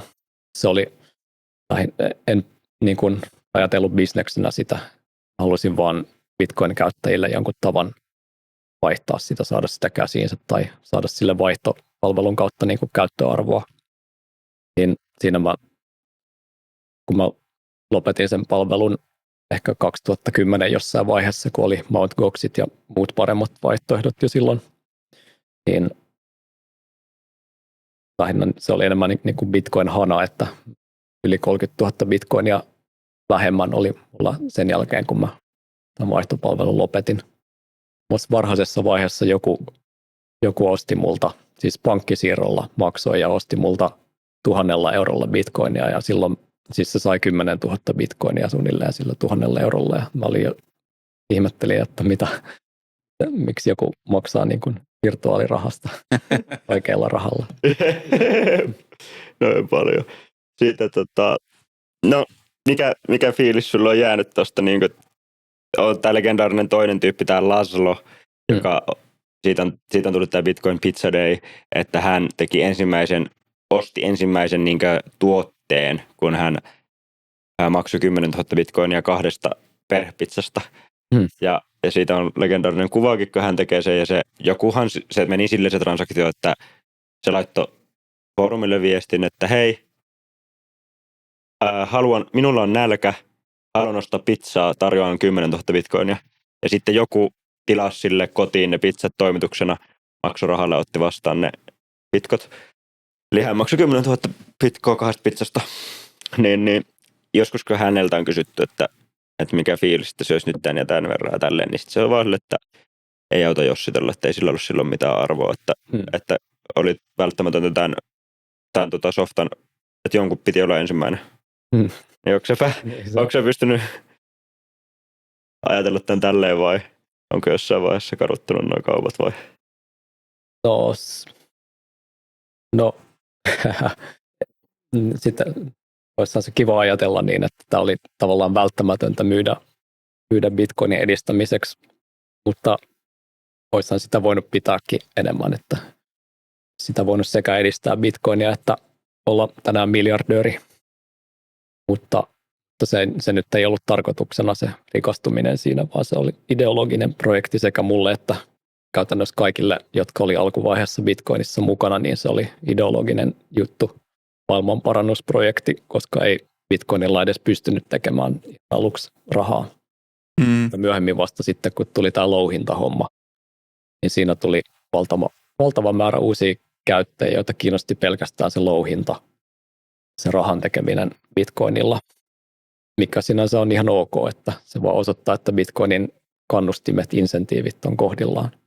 Tuossa voisi ajatella sillä, että se on vähän niin kuin lottokuponki, jonka on vahingossa täyttänyt, jos on ihan alkuvaiheessa osallistunut Bitcoiniin, koska ei kukaan ole voinut silloin ajatella, että okei, että jos mä säilytän 10 000 Bitcoinia, niin musta tulee miljardööri. Toinen juttu on se, että vaikka sä oisit, niin olisiko sulla ollut oikeasti kanttia raidata se koko matka, koska siinä on ollut just tätä volatiliteettia niin helvetisti, että se on vaatinut aikamoista aika harvinaislaatuista mielenlaatua, että sä oot pystynyt niitä, jotka on oikeasti holdannut sen koko matkaa ja nyt ne on vaikka myynyt 15 vuotta vanhoja bitcoineja, että moni saattaa ajatella tälle, että olisinpa mä ostanut silloin, kun mä ekan kerran kuulin ja pitänyt. Mutta niin, tai enpä olisi paniikki myynyt. Niin, realiteetti. No, mutta tossahan sä todistat itsellesi, että musta ei ollut siihen. Mutta joku saattaisi kuvitella, että olisinpä mä ostanut, että mä olisin varmasti pitänyt ja nyt mä olisin rikas. Jep. Mutta sillä olisi varmasti löytynyt joku sopiva hinta jossakin vaiheessa siellä välissä. Siinä vaiheessa, kun se oli 2015 500 €, niin kyllä. Jos et sä olisi myynyt sitä siellä 30, niin olisi se varmaan ehkä myynyt se siellä 500. Ja jossakin vaiheessa löytyy se niin, no sopiva hinta. Toisaalta, jos olisin pystynyt myymään vaan sen puolet silloin 2011, olisi jäänyt 10 000 bitcoinia vielä varastoon, jos olisi vaikka ollut se duuni silloin, niin ei niitä kaikkia olisi tarvinnut luultavasti missään vaiheessa myydä, että kyllä mä uskoin bitcoiniin aina sinänsä. Onko siinä joutunut käymään myöskin vähän niin kuin semmoista, tai niin kuin omalle kohdalle jos miettii, niin saattaisi olla, että joutuu käymään aika syvällistäkin pohdintaa siitä, että mikä on oikeasti tärkeää. Että mä oon, mulla oli käsissäni periaatteessa niin kuin aarre, jonka mä möin. Niin, kyllä se elämässä on tärkeää merkitys ja toki se raha auttaa. Nyt on vähän klisee juttuja, mitä puhutaan, että mitkä on merkityksellisiä, mutta ne on ihan totta, että ne oikeasti ne ihmissuhteet ja sellaiset. Jep. Se tekee jotain niin kuin merkittävää asiaa, joka on itselle maailmalle arvokasta. Jep. Hienosti sanottu. Joo, kyllähän se raha toisinaan on elämässä ongelmia, jotta se raha voisi ratkaista. Silloin tulee just mietitty, että mitä jos. Niinpä. Siis mä oon toi on mulle tuttu kela ja tää on vähän, mistä mekin ollaan joskus väitelty, mikä on silleen, että mä en ihan usko sitä, että jotkut on silleen, että esimerkiksi sulla on näitä keskusteluita, että ei se, että sit kun sä rikastut, niin sä tajut, että sillä rahalla ei ole mitään merkitystä tai bla bla bla. Niin päin pois. Että mä en ihan niinku itsekään usko siihen, että mä oon aika vahvasti materialistinen tuossa mielessä sille, että todella monia, kyllä se helpottaa elämää ja todella monia oikeasti stressiä ja ahdistusta ja on niinkö elämänlaatua heikentäviä asioita ratkaisee. Joo, ja sitten se toinen puoli on se, että niin se tuo monelle stressiä ja ahdistusta, se omaisuus. Niin kuin, no, olen mä niitäkin nähnyt. Että se ei välttämättä paranna sitä kokonaiselämän laatua, vaikka sulla olisikin hienompi asunto tai hienompi auto tai huvijahti, niin se, että jos sulla ei ole vaikka niin kuin laadukkaita ihmissuhteita. Niin, tai Niin. jos ei ole vaikka mielenterveyskunnossa Niin. tai elämänhallinta tai... Niin se, että ei oikeastaan millään rahalla niitä ei pysty korvaamaan. Niin, että lähinnä sillä rahalla voi poistaa tiettyjä ongelmia. Niin, että siis sulla ei ole ainakaan mitään muuta siihen päälle. Niin, Niin. se on totta. Mutta siis se, että niinku, mä itse ajattelen sille, että kohtuullisen pieni summa on kuitenkin sitten se, joka vaaditaan. Ja se, että sen saavuttaminen vaikka tällaisessa meidän kaltaisessa yhteiskunnassa ei vaadi lottovoittoa tai 10 000 bitcoinia Niin, välttämättä. niinhän se on. Vaikka eläisi toimeentulotuella, niin kuvittelen, että voisi ihan niin kuin elää onnellisesti. Harrastat liikuntaa ja hyviä ihmissuhteita ja perhettä ja Jep. perussetti kunnossa. Se on iso kysymys. Minne mennään sitten? No mennään sitten aikajanaa eteenpäin, että alkaa olla sitä 2010-luvun loppupuolta ja sä oot päässyt vakiduuniin. Ja... Niin se oikeudenkäynti, milloin se oli? Niin, se oli 2022. Niin, siinä Hypätäänkö me sinne siinä suoraan? on aika paljon. No jos haluatte. No tuleeko sulle siitä välistä jotain tarinaa? Jos ei ole, niin sitten mennään siihen, mutta jos tulee, Niin. niin... Jotakin anekdootteja sille välille liittyen. No oli ihan hauskaa. Mä en ollut aikaisemmin kuullut mitään noista Mt. Gox-yhteyksistä Niin. ja muista. Kyllä. No ehkä aika vähän siinä välissä olin kyllä Bitcoinin kanssa tekemisissä, että 2022 lopussa enemmänkin sitten palasin hajautetun somen ja oli tämmöinen kuin Nostri, niin sen parissa on palannut taas Bitcoin-skeneen ja Bitcoin-konferensseihin. Anteeksi kun keskeytän, oliko siinä välissä, siis sä olit normiduuneissa sen ajan erilaisissa? Joo, olin muun muassa olin IT-konsulttina 2012-2014 suunnilleen. Joo. 2014 lähdin yhteen startuppiin suomalaiseen, tämmöinen kuin Moni, joka oli vähän niin kuin Revolut, että niin kuin maksutilejä, vähän niin kuin pankkitili, mutta kevyempi, tämmöinen ketterämpi. Siinä olin joku 3 vuotta mukana, mutta se ei ihan lähtenyt lentoon ja sitten siirryin toiseen. No siis silloin mulla oli oma koodausprojekti, jota sitten yksi amerikkalainen startup käytännössä halusi tukea. Tämmöinen hyvin pieni startup, joka käytännössä 3 vuoden ajan ne maksoi mulle siitä, että mä niin kuin teen tätä omaa softaani niiden niin kuin stackilla, niiden sovelluskehitysympäristössä. Siellä tuli käytyäkin Kaliforniassa muutaman kerran silloin. Se taas oli hyvin lähellä tätä, tai käytännössä sama kuin hajautetun sosiaalisen median sovellus, mitä mä tein silloin, olisiko ollut 2018-2022 suunnilleen. Jossa idea on siis vähän niin kuin Bitcoinissa, että sä et tarvitse palveluntarjoajaa, vaan sun some-identiteetti on kun kryptografinen avain, joita sä voit luoda ihan vapaasti samalla tavalla kuin Bitcoin-lompakoita. Mä pohdin, että rahan jälkeen tämä niin kuin viestintä, sosiaalinen media ja muukin tämmöinen viestintä verkossa, niin olisi tärkeää hajauttaa seuraavaksi. Sitten mä lähdin tämmöisinä yritin tehdä ja 2022 niin silloin mä olin tehnyt tosiaan jo aika pitkään, mutta se ei vieläkään ottanut tuulta alleen tavallaan ja olin jo siinä kohtaa etsimässä uutta. Vähän mietin, että pitäisikö mennä oikeisiin duuneihin ja silleen. Mutta sitten 2022 lopussa niin Jack Dorsey, Twitterin entinen toimitusjohtaja ja perustaja, niin se lähti mukaan tämmöiseen hajautettuun systeemiin nimeltä Nostr, joka oli just tämmöinen, joka perustui kryptografiaan, että sun tunnossa on julkinen avain, tällainen sosiaalinen mediasysteemi, jossa on monia osallistujia ja monia eri sovelluksia, jotka toimii yhdessä. Niin tämä Jack lähti tähän mukaan ja se saavutti suurta suosiota silloin.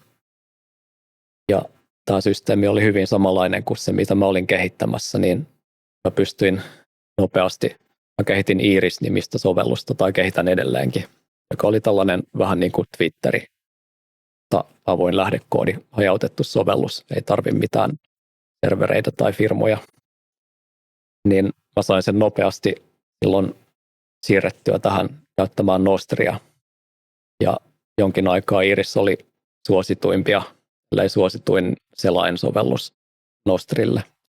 Jackikin käytti silloin, ja muun muassa Edward Snowden käytti. Mä sain Snowdenilta silloin yksityisviesti, mikä on siistiä. Mä miettinyt, että pitäisi printata tai laittaa seinälle varmaan Snowdenin lähettämä viesti. Se kiitti mua Iriksen tekemisestä, ja arvelen, että häneltä tuli myös Bitcoin-määräinen lahjoitus silloin. Nostrissa pystyy lähettämään tippiä Bitcoinilla. Se on hyvin Bitcoin-liitännäinen systeemi, paljon samaa porukkaa. Että häneltä tuli tippi silloin myös. Paljonko? Yliin joku 50 €. No. Mitä se sanoi siinä viestissä? Laittoi kiitoksia. Olisiko se ollut ihan vaan lyhyesti, että thanks for Iris. Okei. Tällaista. Cool. Käydään vielä, ennen kuin pureudutaan siihen Nostriin, niin siellä oikeudenkäynnissä, missä tavallaan sä nousit uudelleen julkisuuteen tässä Bitcoin-skeneessä. Sua aloitettiin lennättää ympäri maailmaa erilaisiin konferensseihin, niin kerro siitä Craig Wright oikeudenkäynnistä. Mistä siinä oli kysymys? Kuka oli tämä Craig Wright? Mitä se oli tehnyt? Miksi se kävi tämmöistä oikeustaistelua? Se Wright oli tämmöinen huijari, joka väitti olevansa Satoshi Nakamoto. Olisiko se 2016 tai suunnilleen niihin aikoihin tullut pikkuhiljaa julkisuuteen?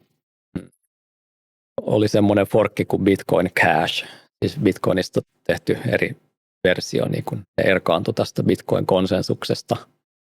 Niin Craig Wright oli tässä forkissa mukana, ja myöhemmin ne forkkasi vielä sitä oman versionsa Bitcoin Satoshi's Vision.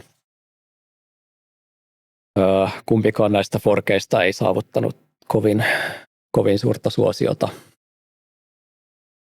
Mutta no, tämän Wrightin motiiveista on erilaisia pohdintoja ollut.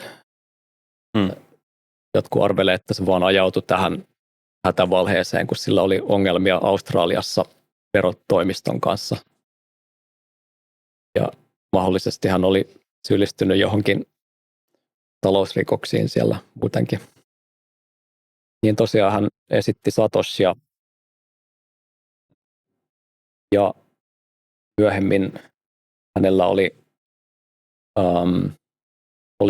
Karibialla asuva miljardööri, tämmöinen sponsori, joka hän sai tavallaan ehkä huijattua mukaan tähän Bitcoin Satoshi's Vision-hommaan. En nyt ihan tiedä, oliko tämä miljardööri huijattu siihen mukaan, vai oliko hän niin kuin osallisena itse siinä huijauksessa vai molempia. Niin tätä Bitcoin Satoshi's Visionia yrittivät silloin puskea, ja oikeustoimien kautta niin kuin painostivat Bitcoin Core-kehittäjiä ja useita influenssereita, jotka siis haastoivat oikeuteen kunnianloukkauksesta henkilöitä, jotka sanoivat, että Craig Wright ei ole Satoshi. Muun muassa Norjassa ja Englannissa oli hyvin kalliita oikeustaisteluita, joilla painostettiin yksityishenkilöitä ja lähettivät muun muassa yksityisetsiviä seuraamaan näitä ihmisiä ja heidän perheitään, ja se oli hyvin ahdistavaa näille ihmisille, ja monin tavoin on vähän niin kuin häiriköinyt Bitcoin-yhteisöä tämä Craig Wright ja hänen porukkaansa, mutta sitten muun muassa tämän Jack Dorseyn ja useiden alan yrityksien tuella tuolla Englannissa järjestettiin tämmöinen niin kuin oikeudenkäynti tai kanne Wrightia vastaan, jossa onnistuneesti todistettiin, että Wright ei ole Bitcoinin kehittäjä. Se oli hyvin pitkä ja kallis oikeustaistelu Englannissa, johon muutkin pyydettiin silloin todistajaksi mukaan. Lupauduin myös siihen Norjan oikeudenkäyntiin todistajaksi, mutta se laitettiin tauolle tämän Englannin keissin ajaksi. Ja sitä ei tarvinnut enää siellä käsitellä Norjassa uudestaan. Eli siellä Norjassa niin otti sen annettuna, mikä oli päätetty siellä. Okay. Miten te onnistuitte todistaa, että hän ei ole? No siinä oli lukemattomia, tai siis oli paljon todistajia tässä keississä. Ihmisiä, jotka oli alkuvaiheessa ollut Satoshin kanssa tekemisissä. Wrightilla oli omat todistelijaansa siinä sitten mukana. Mä olin siinä tosiaan ja oli Adam Backia ja paljon alussa mukana olleita. Sinänsä se on haastava todistaa tämmöinen, että joku ei ole Satoshi. En voi todistaa vaikka, että mä en ole Satoshi. Se on sellaista niin kuin aihetodistelua sitten lähinnä. Minkälaisia todisteita siellä oli? No vertailtiin just vaikka Wrightin kirjoitustyyliä, yleistä persoonaa, elämän historiaa, ihmisiä, jotka on ollut hänen kanssa tekemisissä, teknistä osaamista. Muun muassa siitä tuli huomattavia puutteita esiin, kun hän ei osannut oikeudenkäynnissä selittää alkeellisiakaan tietoteknisiä käsitteitä ohjelmointiin liittyviä ja kertoi vääriä vastauksia ja puhui ristiin itsensä kanssa moneen kertaan ja oikeus sitten katsoi niin kuin ilmiselväksi, että Wright ei ole Satoshi Nakamoto. Ja ne sun ja Satoshin väliset sähköpostit, niin niitä käytiin sitten läpi näihin liittyen ja sieltä sitten niin kuin löytyi ilmeisesti sielläkin ollut sellaista materiaalia sitten, joka tietyllä tavalla on asettanut järkevän epäilyn, että hän ei ole Satoshi myöskin. Kyllä, silloin mä julkaisin ekaa kertaa mun koko viestin vaihtoni Satoshin kanssa, sen mikä mulla oli tallessa. Ja niin julkaisin sen verkkosivuillani ja se herätti paljon kiinnostusta. Se on isoimpia Satoshin kirjoittamia tekstikokonaisuuksia, mitä on julkaistu. Onko sitä hyödynnetty muuten näissä, vaikka tässä nyt viimeisimmässä tutkinnassa siitä, että kuka voisi olla Satoshi Nakamoto, niin hyödynnisikö vaikka New York Times tätä silloin? Joo. New York Times viittasi nimenomaan tähän korpukseen. Mm-hmm. Joo. Mitä sitten tapahtui sulle Craigille? Mä ehkä voisin tehdä sen, jos kuulija ei ymmärrä, mitä tarkoittaa se forkki, niin Bitcoinista on useita kertoja tehty tämmöisiä, siinä voi tehdä niin sanottuja pehmeitä forkkeja tai sitten kovia forkkeja. Pehmeä forkki tarkoittaa, että tietty porukka protokollan sisällä tiukentaa keskenään sääntöjä niin, että he ovat silti konsensuksessa sen laajemman sääntökehikon kanssa. Eli sinne tulee, jos ajatellaan tämmöisenä aikajanana, kun se lohkoketju on kuitenkin, niin kuin, siinä on aikaperspektiivi, eli se kulkee menneisyydestä tulevaisuuteen, niin pehmeä forkki pysyy sen aikajanan sisällä, kun taas sitten kova forkki laajentaa sääntöjä, eli se sallii itselleen jotain vapauksia, mitä se isompi konsensus ei salli itselleen, joka tarkoittaa, että sen pitää forkata ulos siitä, jolloin niillä on yhteinen historia, mutta niillä on eriytynyt tulevaisuus. Ne eroaa keskenään sitä porukasta ja tosiaan tuli se Bitcoin Cash ja useita just se lohkokokosodan aikana isoin kiistakysymys oli se, että kuinka monta transaktiota per sekunti pitää pystyä niin kuin käsittelemään, kuinka monta transaktiota pitää mahtua yhteen lohkoon. Ja siitä oli erinäköisiä eriviä mielipiteitä siitä, että miten tämä maksujen setlaaminen, tämmöisten pienten maksujen setlaaminen tulee tapahtumaan, että tapahtuuko se kerroksittain, kuten nyt on lähestytty tässä nykyisessä BTC:ssä, vai pitäisikö se olla siinä ensimmäisessä lohkoketjussa niin, että kaikki ne transaktiot mahtuu jokaiseen lohkoon. Ja ne, jotka oli pienien blokkien puolella, argumentoi, että isot lohkot tulee kasvattamaan sitä lohkoketjun kokoa liikaa niin, että tämmöisen yksittäisen noodin pystyttäminen tulee enemmän liian hankalaksi ja se tulisi institutionalisoimaan liikaa tätä Bitcoin, että noodien pyörittämiseen tarvittaisiin isoja konesaleja. Ja tällä argumentilla periaatteessa se sitten sai enemmän kannatusta se pienien lohkojen kannattajat. Ja ne sitten forkkas, jotka ei hyväksynyt tätä argumenttia. Ja ne teki näitä casheja ja Satoshi-visioneita siksi, että siellä olisi isompi lohkokoko. Se ongelma on se, että ne ei saanut just tukea. Ja tässä myös nyt on hyvä hahmottaa se, että miten siinä, kun puhutaan niistä ekonomisista noodeista, että kuka päättää, niin tavallaan kun se forkki tapahtuu, niin sillä käyttäjällä, joka on siinä yhteisessä historiassa lompakko, missä on bitcoineja sisällä, ja tapahtuu tämmöinen hard forkki, niin se monistuu periaatteessa sen lompakon sisältö niihin molempiin, jolloin se päätös oikeasti on aika yksinkertainen market sell or market buy. Eli jos sä myyt, esimerkiksi siinä tapauksessa, kun tapahtui se kova forkki, niin ne, joilla oli oma solmu ja omat avaimet ja oma lompakko, niin ne pystyi näitä forkkikoineja myymään ja ostamaan niillä rahoilla bitcoinia. Eli se oli tavallaan sitä äänestämistä lompakolla. Lompakolla äänestämistä, kumpaa näistä sä haluat myyä ja kumpaa ostaa ja holdaa. Ja enemmän ihmisiä halusi myyä pois ne Bitcoin Cashit ja Bitcoin Satoshi Visionit, jolloin niiden hinta suhteessa BTC meni suurin piirtein 99% alamäkeä. Siis jotakin tosi radikaaleja crashia tapahtui. Ja näin niinkö markkinamekanismilla ratkaistiin se, että kumpi on halutumpaa ostaa ja kumpi myyä. Kahvia on mennyt siihen malliin, että voisin pitää pienen breakin. Okei, voidaan pitää. Mihin me jäätiin?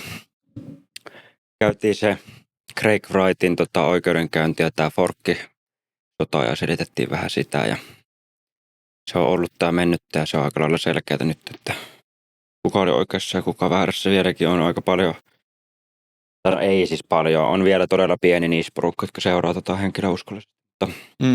Kuollut ja kuopattu. Joo, aika lailla samoihin aikoihin 22 just kerkesitkin vähän sivuta sitä. Tuli se Nostro-protokolla ja itsekin innostui siitä tosi varhaisessa vaiheessa. 22 mun mielestä se oli 22 marraskuussa tai joulukuussa, kun mä tein oman ensimmäisen N-pubin. Ja mulla oli mun mielestä tosi varhaisessa vaiheessa myös NIP05. Mulla oli siellä semmoinen kuin mun yhden ystävän shoutoutit Morning Zoneille, joka piti omaa relettä ja sillä oli semmoinen skitsobusines niin kuin domain siellä oma. Mutta kuitenkin kerro vähän tästä Nostrista. Se tulee siis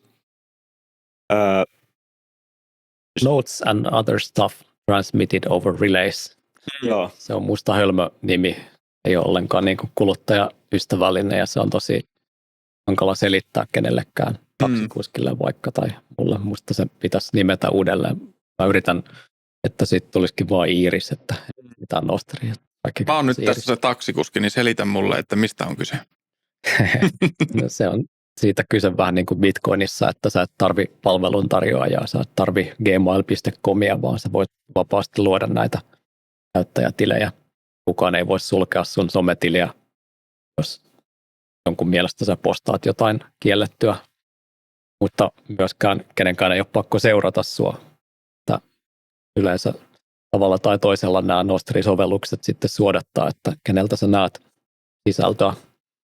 Että jotkut suodattaa vaikka sun sosiaalisen verkoston perusteella, niin kuin tämä mun Iris-sovellus.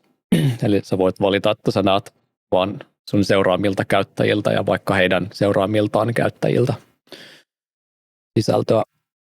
Se on tällainen niin kuin hajautettu tapa moderoida. Samoin käyttäjät voi vaimentaa, siis hiljentää toisia käyttäjiä ja nämä listat voi olla myös julkisia. Että jos vaikka sun verkostossa se on seurattu käyttäjää, joka myöhemmin alkaakin spämmätä tai tunnus hakkeroidaan tai jotain, niin muut käyttäjät voi vaimentaa sen ja sitten näitä listoja voi automaattisesti jakaa sillä, että se automaattisesti häviää, kun se on vaikka yksi seuraaja ja sitten 10 tyyppiä vaimentanut, niin sen voi automaattisesti vaimentaa, niin se on tämmöinen ihan hyvä hajautetun moderoinnin tapa. Ostrakismus tapahtuu hylätään yhteisön hylkäysut, jos sä spämmäät ja postaat jotain väkivaltaa tai... Niin, silloin sua ei vaan seurata, mutta sun niin kun sisältö on edelleen olemassa ja jos haluaa, niin sitä voi seurata edelleen. Onko tuossa muita sellaisia ominaisuuksia verrattuna vaikka, jos otetaan verrokiksi vaikka X, entinen Twitter, ja Jack Dorsey, eli Twitterin perustaja, sä kerroit, että on mukana myös ollut tätä Nostria rahoittamassa ilmeisesti ja tekemässä. Joo. Niin Eikö se ole rahoittanut sua henkilökohtaisesti? Ei ole henkilökohtaisesti, että se on rahoittanut muutamaa säätiötä, jotka on mua tukeneet. Okei. Välillisesti on rahoittanut kuitenkin sun työtä myös tässä. Niin. Joo. Onko siinä jotakin muita sellaisia ominaisuuksia kuin tämä hajautus, jota vaikka X:ssä ei ole? Tai se, mahdollistaako se, tai ootko sä ollut kehittämässä jotakin semmoista? Joo, tämä koko ohjelmisto stacki on avoin, tämä koko työkalusetti on avoin, niin sä voit vapaasti valita, että mitä sovellusta sä käytät, missä sä pidät sun dataa, minkälaisen feedin sä haluat nähdä, mikä on aika merkittävä juttu mun mielestä. Ja mitä sisältöä sä haluat nähdä, että sitä päätöstä ei tee joku X sun puolesta. Siinä on tällaista algoritmia ja on ollut puhetta, että siellä olisi valittavissa erilaisia algoritmeja. Voisi vähän niin kuin kilpailuttaa niitä. Niin. Ja yksi olennainen juttu on tämä sosiaalinen graafi, eikö niin? Eli jos sen takia näillä sosiaalisen median alustoilla on niin kova, tiukka ote niistä käyttäjistä, koska se sosiaalisen median firma ja palveluntarjoaja omistaa sen sun sosiaalisen networkin. Eli ne kaiken datan siitä, että kenet sä tunnet ja ketä sä seuraat ja kuka seuraa sua. Mutta tässä Nostrissa se mahdollistaisi sen, että sä voit periaatteessa niin kuin äänestää jaloillas eri sosiaalisen median alustojen kanssa. Että sen päälle voi rakentaa jonkun tietyn alustan. Tai sovelluksen. Ja sä voit muuttaa sun käyttäjänä toiseen sovellukseen, jolla se tieto tulee sun mukana, että ketä sä seuraat, ketä sun kaverit on, mikä sun sosiaalinen verkosto on. Eikö tämä ole yksi iso arvolupaus käyttäjän kannalta? Joo, nimenomaan, että sun identiteetti ei ole sidoksissa mihinkään yksittäiseen alustaan tai firmaan. Miten se käytännössä sitten, jos yritetään mahdollisimman yksinkertaisesti selittää, esimerkiksi mun mielestä yksi mielenkiintoisempi ja hienompi juttu on se, että siinä nimenomaan ei ole lohkoketjua. Niin. Siinä ei ole mitään omaa tokenia, koska tämän kryptovaluutteen kehityksen myötä yksi iso ongelma oli se, että tosi moni ihminen yritti tehdä vähän niin kuin turhia lupauksia sen, että nyt me kehitettiin lohkoketju tähän ja tohon, ja meillä on tämä oma tokeni, mitä pitää nostaa, ja niissä tosi iso osa niistä joko aidosti epäonnistui tai ne oli alun alkaenkin huijauksia, jolloin sitä lohkoketjujen sitä rahoitusmallia hyödynnettiin, että sä voit laskea liikkeelle tämmöisiä tokeneita, millä voi käydä kauppaa. Mutta tuossa Nostrissa ei siitä tietää jo alun alkaenkin, että siinä ei voi olla tämmöistä huijausta tai tämmöistä niinku sisäpiiri-insentiiviä mukana, koska siinä ei ole tämmöisiä tokeneita eikä lohkoketjuja. Niin. Eli kerro sitten, miten se on rakennettu.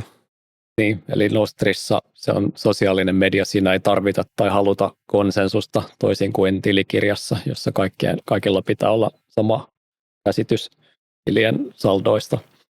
Mutta somessa sua ei kiinnosta kaikki mahdollinen.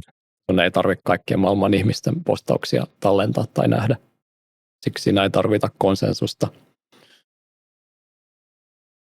Se yksinkertaistaa myös designia paljon ja asioita. Mutta sitten taas se on erilainen kuin mihin ollaan totuttu vaikka X:ssä, että jos sä avaat jonkun feedin tai profiilin Nostrissa, niin se saattaa olla vähän erilainen riippuen mitä sovellusta sä käytät tai mitä välityspalvelimia sä yhdistät siinä. Sisältö voi olla vähän eriävää. Mulle tuli vastaan ehkä pari vuotta sitten X:ssä sun joku twiitti, jossa sä pohdit sitä, että voisiko X ja Nostr jotenkin, voisiko niitä jotenkin yhdistää. Mistä siinä ajatuksessa oli kysymys? Niin, kyllähän X:hän voisi niin kuin olla Nostri-sovellus, että niiden se olisikin yksi Nostri-sovellus muiden joukossa. Ei ne varmaan bisneksenä haluaisi tehdä tällaista päätöstä, koska X:n business perustuu tähän verkostoefektiin. Eli se on tämmöinen suurin alusta ja siksi kaikki haluaa julkiset viestinsä laittaa sinne, koska siellä ne saa suurimman yleisön. Se on vähän Nostrin haasteena tämä ollut. Siksi mä oon ehdottanutkin, että Nostria pitäisi enemmän käyttää muihin sovelluksiin. Se other stuff siitä lyhenteestä, notes and other stuff. Niin yksityisviestittely on musta yksi tämmöinen, mitä mä oon itse kehittänytkin sitten turvallista yksityisviestintää, vähän niin kuin Signalin kaltaista Nostrin päällä. Voisi olla vähän niin kuin Signal, mutta hajautetumpi ja sä et tarvitse sitä Signal-tiliä, et tarvitse puhelinnumeroa tai mailiosoitetta tai mitään. Että se olisi vähän niin kuin Signal, mutta parempi. Mä luulen, että se voisi olla aika kova kulma ja mä luulen, että me saadaan lähiaikoina aikaankin tämmöinen hyvä vaihtoehto. Missä tällaista kehitetään tällä hetkellä? No on yksi aika iso tiimi, jota tämä Jack on myös rahoittanut. Ne kehittää MLS-nimistä protokollaa, joka teoreettisesti skaalautuu isoihinkin viestiryhmiin, vaikka 1000 ihmisen viestiryhmään. Sitten tämä, mitä mä ja mun kollega ollaan kehitetty, on sama algoritmi, jota Signal käyttää. Se on yksinkertaisempi, ei skaalaudu yhtä isoihin ryhmiin, mutta se on toimiva ja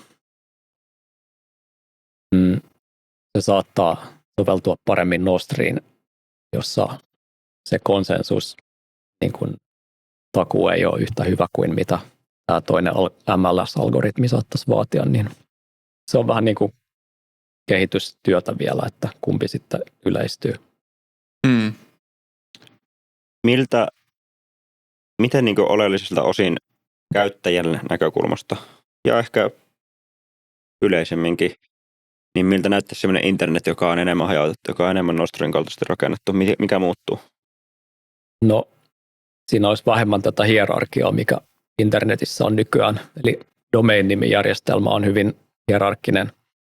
Siellä on ne top-level domainit ja tietty porukka, joka hallinnoi jotain domain-nimijärjestelmän DNS:n osa-alueita. Eli ylimmällä tasolla on nämä, jotka nämä niin kuin .com, .fi ja sitten niitä rekisteröidään ja sitten niillä on omat subdomaininsa ja sitten on IP-osoitteet toinen juttu, joka voitaisiin hajauttaa. Samoin kun sä vierailet sun selaimessa ollaan verkkosivuilla, niin ne käyttää niitä SSL-sertifikaatteja, jotka on myös aika keskitetty tai hierarkkinen systeemi ja perustuu domain-nimiin. Niin mun nähdäkseni hajautetussa internetissä meillä pitäisi olla julkisiin avaimiin pohjautuvat osoitteet eri verkkolaitteille. Eli sun tietokoneella, jos sillä haluaa lähettää viestin, niin silloin ei puhutakaan IP-osoitteelle, vaan puhutaan julkiselle avaimelle, joita voi luoda vapaasti. Ja niitä ei allokoi mikään keskitetty myöntäjä, toisin kuin IP-osoitteita tai domain-nimiä. Tämä on muun muassa yksi juttu, mitä me siellä Madeiralla tehtiin. Siellä oli tämmöinen Nostri-pohjaisen verkkoprotokollan amerikkalainen kehittäjä.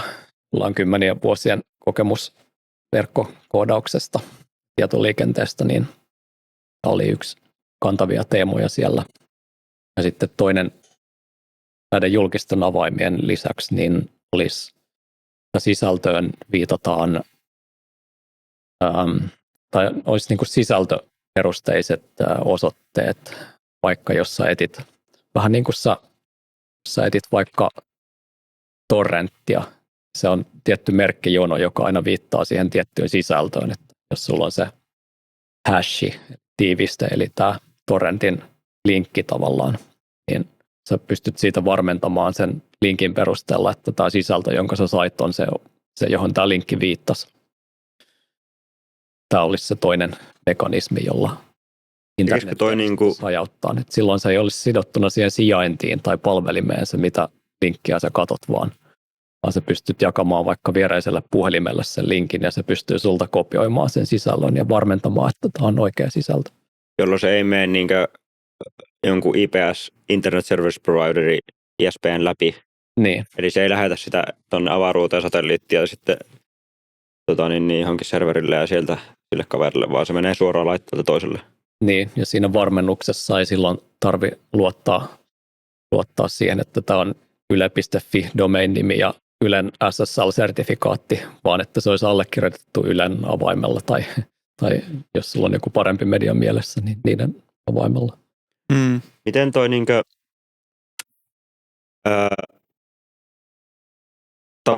miksi tavallista käyttäjää pitäisi kiinnostaa se, että onko se hierarkkista tai keskitetty se internetti?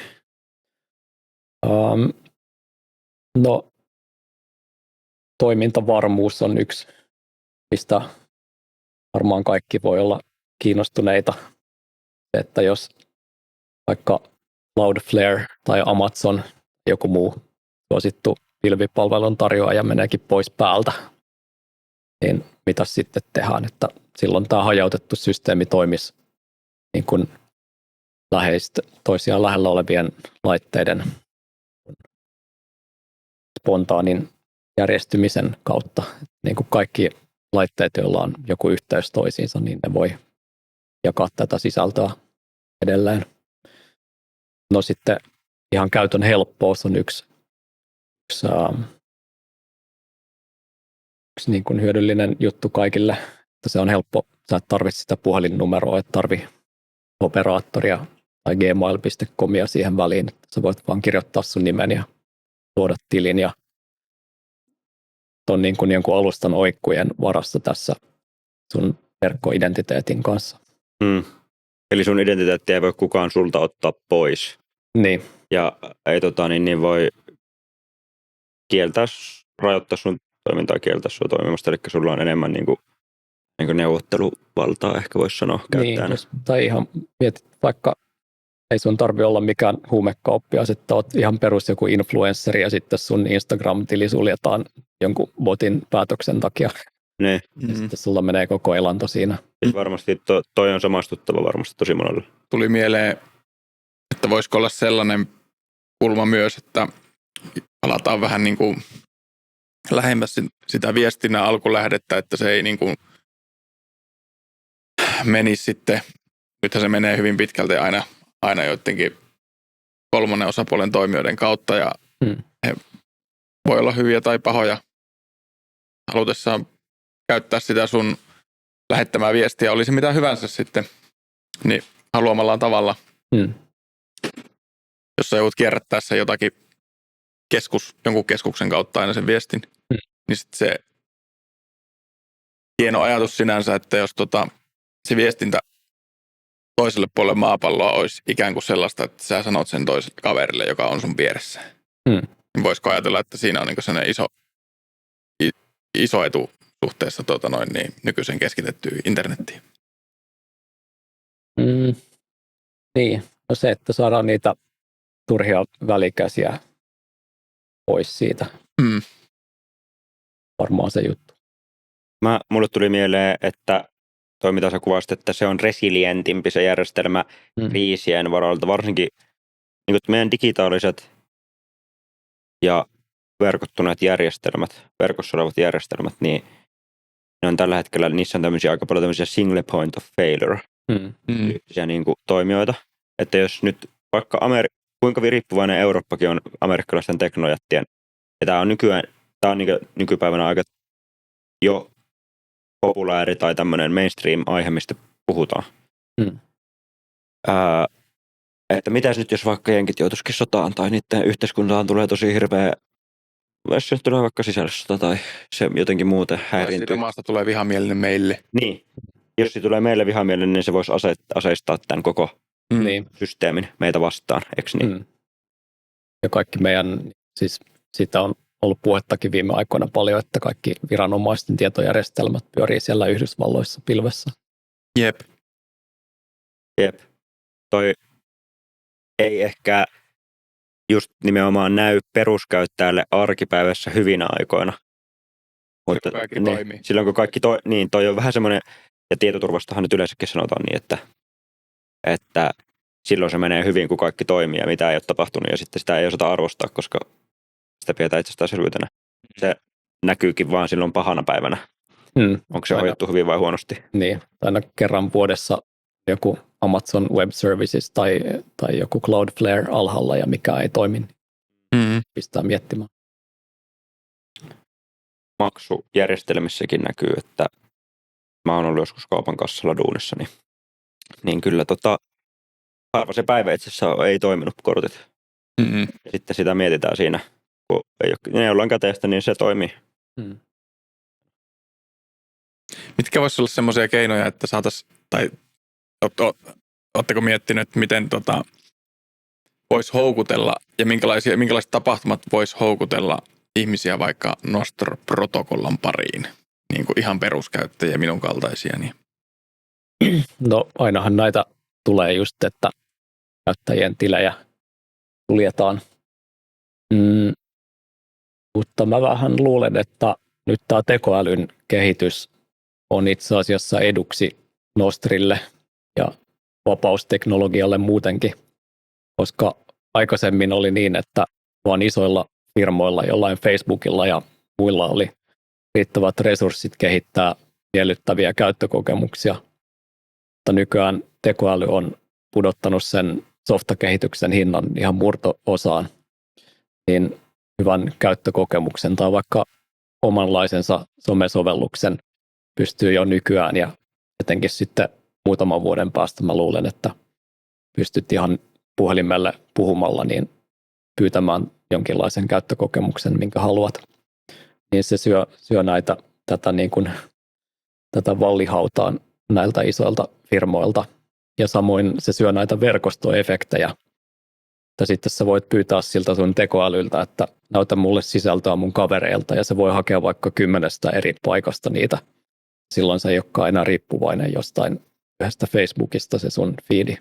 Niin, siinä ei tarvi olla enää se teknologianörtti ottaakseen käyttöön sitten näitä uusia sovelluksia, koska ne on, sä voit protokolla ja sun ei tarvitse välittää, että mikä se on. Niin, joo, protokollia nimenomaan. Että se saa rakennettua siihen vaikka X:n kaltaisen sovelluksen itselleen ja sulla on sitten Nostr-protokollalla toimiva X, jossa on niin kaikki, jotka on sinne kirjautuneet. Niin. Ja sitten mä luulen, että nämä tekoälyagentit itse mielellään käyttää tällaista tekkiä, joka ei vaadi käyttäjätunnuksia, niin kuin Bitcoin ja Nostri. Oikeastaan sitä niin kuin tekoälyagentteja niin varten mä oon itse muun muassa kehittänyt näitä Nostri-viestintäjuttuja, että voisit puhua niin kuin, ei tarvitse antaa mitään puhelinnumeroa sun agentille. Voi puhua toisillekin ja samoin Git-versiohallinnalle on tehnyt oman systeemini Nostrin päälle. Ihan viime vuonna aloin tehdä, koska mun agentit tarvitsi. Mä en halunnut antaa niille mun Git-käyttäjätunnuksia, enkä olla riippuvainen GitHubista. Tein Git-versiohallintasysteemin Nostrille. Miten yksi juttu, mikä tuli, niin kun ollaan puhuttu noista insentiiveistä, niin Nostrin näissä useissa sovelluksissa on tosi integroitu ikään kuin jopa melkein huomaamattomaksi se Bitcoin siellä taustalla. Että esimerkiksi siellä sisällön tuottajat voi ottaa suoraan tämmöisiä mikromaksuja vastaan. Eli sä voit lähettää niin liken sijasta 1 sentin arvoisen, sentin murtaosan arvoisen tipin. Tai jos se on todella hyvä juttu sun mielestä, niin sä voit lähettää isonkin tipin.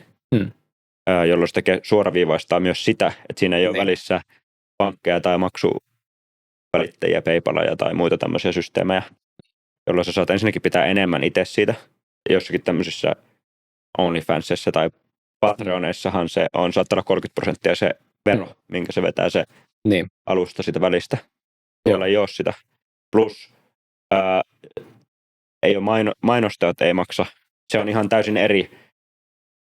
Me ollaan aiemminkin tässä podissa puhuttu siitä, että se kuka maksaa, niin vaikuttaa siihen, minkälaisia asioista tulee ja mitä halutaan sanoa.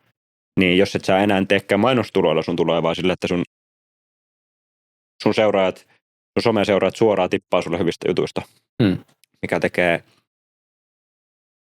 mä uskon, että se muuttaa todella paljon sitä, että minkälaista sisältöä sinne tulee ja minkälaista juttujen tekeminen kannattaa. Niin, se on musta tosi hyvä insentiivi, että sä palvelet niitä sun kuuntelijoita enemmänkin kuin mainostajia. Just näin. Ja jos nyt miettii, miten vaikka X toimii, premium-tilauksistahan tulee suurin osa sitten näistä maksuista, mitä sisällöntuottajat saa. Eli se menee käytännössä sen välikäden kautta kuitenkin sitten, ja X tekee bisnestä samalla sille. Tossahan niin se on käytännössä niin, että X kerää rahaa käyttäjiltä, jonka se jakaa sitten uudestaan niille sisällöntuottajille. Joo. Ja se on vaan suorempi linkki sitten. Joo, sinänsä se on musta ihan niin kuin hyvä Xnkin insentiivien kannalta, että niillä on myös tämä tilausväylä, että ei pelkästään mainostulot. Se on sisällön kannalta parempi kannustin mun mielestä, mutta tosiaan Nostrin kautta menee suoraan sisällöntuottajalle nämä kaikki tipit, ja luulen, että Xllä on enemmän aina rajoitteita myös. Ne varmasti haluaa tehdä näitä tippejä ja vastaavia ja maksuliikennettä, mutta niiden kädet on paljon sidotummat tässä. Koska sisältö on globaalia. Jos ne haluaa olla maksun välittäjä, niin silloin niiden toiminta on paljon rajoitetumpaa kuin mitä tällaisessa Bitcoin-tippauksessa, jossa ei tarvitse mitään käyttäjätilejä. Miten tuli mieleen, että voisi sitä joku haluta reguloida? Ja se, että niin Nostrissa ilmeisesti kuitenkin on se puoli myöskin, että sitäkään ei oikein voi reguloida pois. Niin, suuri resistenssi. Niin. Mitäs se toimii siinä? Miksei sitä pystytä tuhota, niin kuin Bitcoin, joka ei pystytä, niin? Koska kukaan ei pysty sulkemaan sun tiliä, että sun pitää, siis Nostrissa nykyään yleensä on näitä välityspalvelimia, joihin yhdistetään, että sä voit... On niitä releitä. Niin. Joo.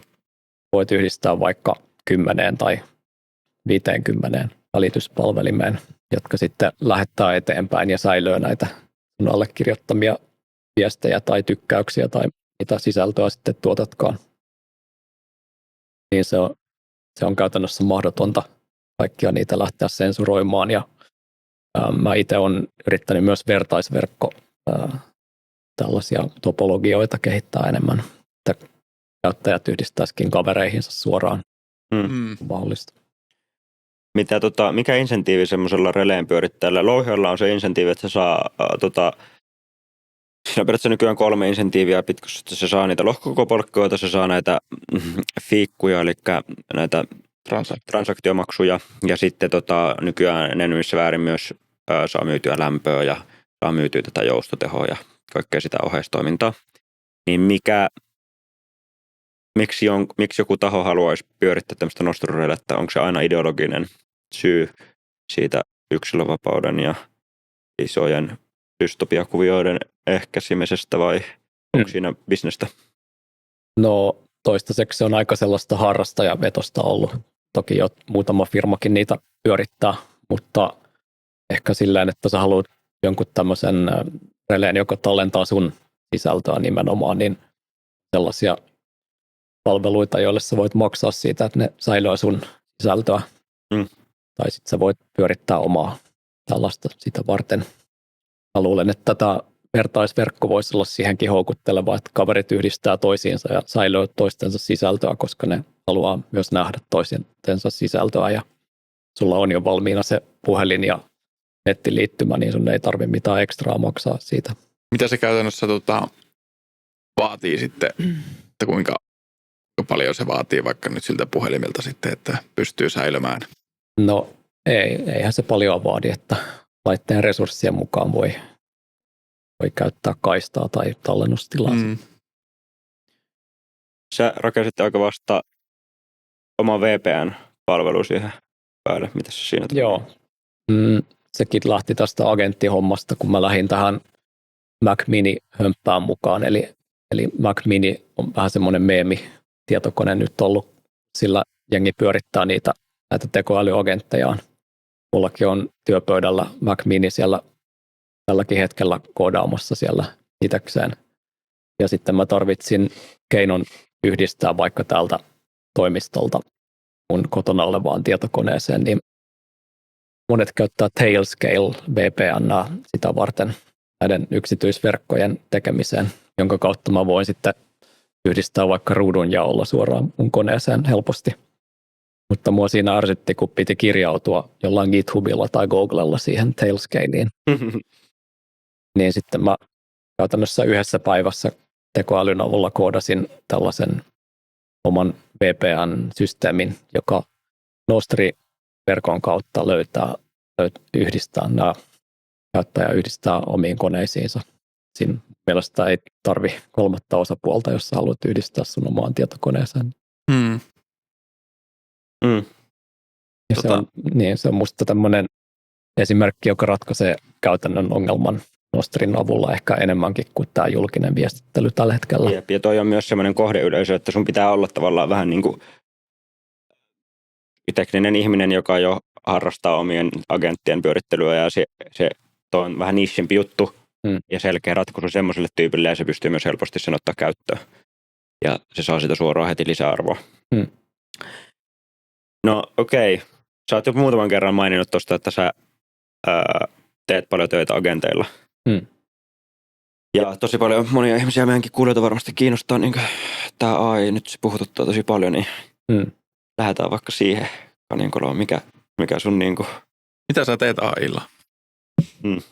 No mä teen kaiken nykyään AIlla, että mä en koodaa enää käsin ollenkaan, mä en yleensä edes lue sitä mun koodia tai mitä se tekoäly tuottaa, että mä vaan juttelen agentilla ja kysyn kysymyksiä siitä koodikannasta ja arkkitehtuurista ja silleen.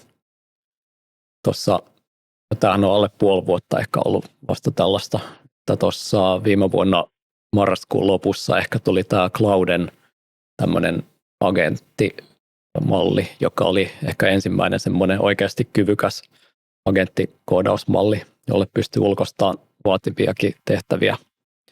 Se on muuttanut koodarina työnkuvan ihan täysin. Se on ollut vähän semmoinen ammatillinen identiteettikriisi tässä.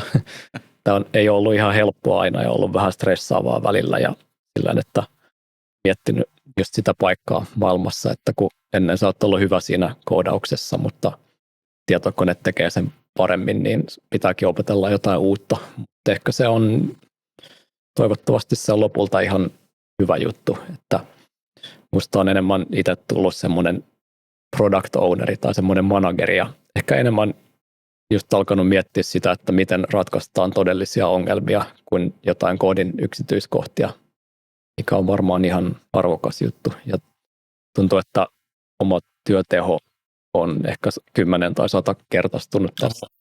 Että siis mullakin on näitä monia ajatuksia, mitä on ollut vaikka yli 10 vuotta, niin vasta nyt riittää kapasiteetti niiden toteuttamiseen, niin kuin nämä vertaisverkot ja sisältöpohjaiset osoitteet, tiedostonjako, Nostri VPN, kaikenlaiset jutut, niin siitä pystyy toteuttamaan paremmin. Minkälainen setuppi sulla on? Sä sanoit, että Mac Miniä käytät. Onko sulla sitten käytössä joku OpenClaw tai joku muu?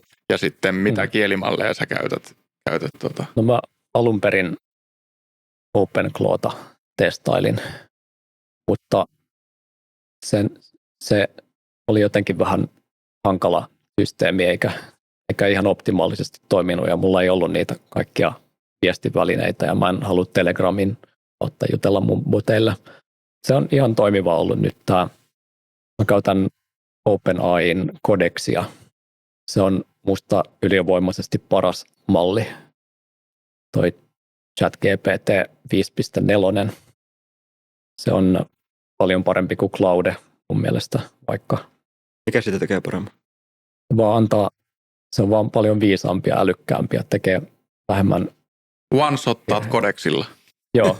Joo, ihan kodeksin sitä työpöytäsovellusta on käyttänyt ja itse asiassa nyt viime yönä valvoin johonkin 2 ja ennen kuin menin nukkumaan, niin ekaa kertaa laitoin siihen semmoisen ajastuksen, että se tunnin välein aina ajaa tiettyä prosessia, niin kun jatkaa tietyn kehitystavoitteen tavoittelua.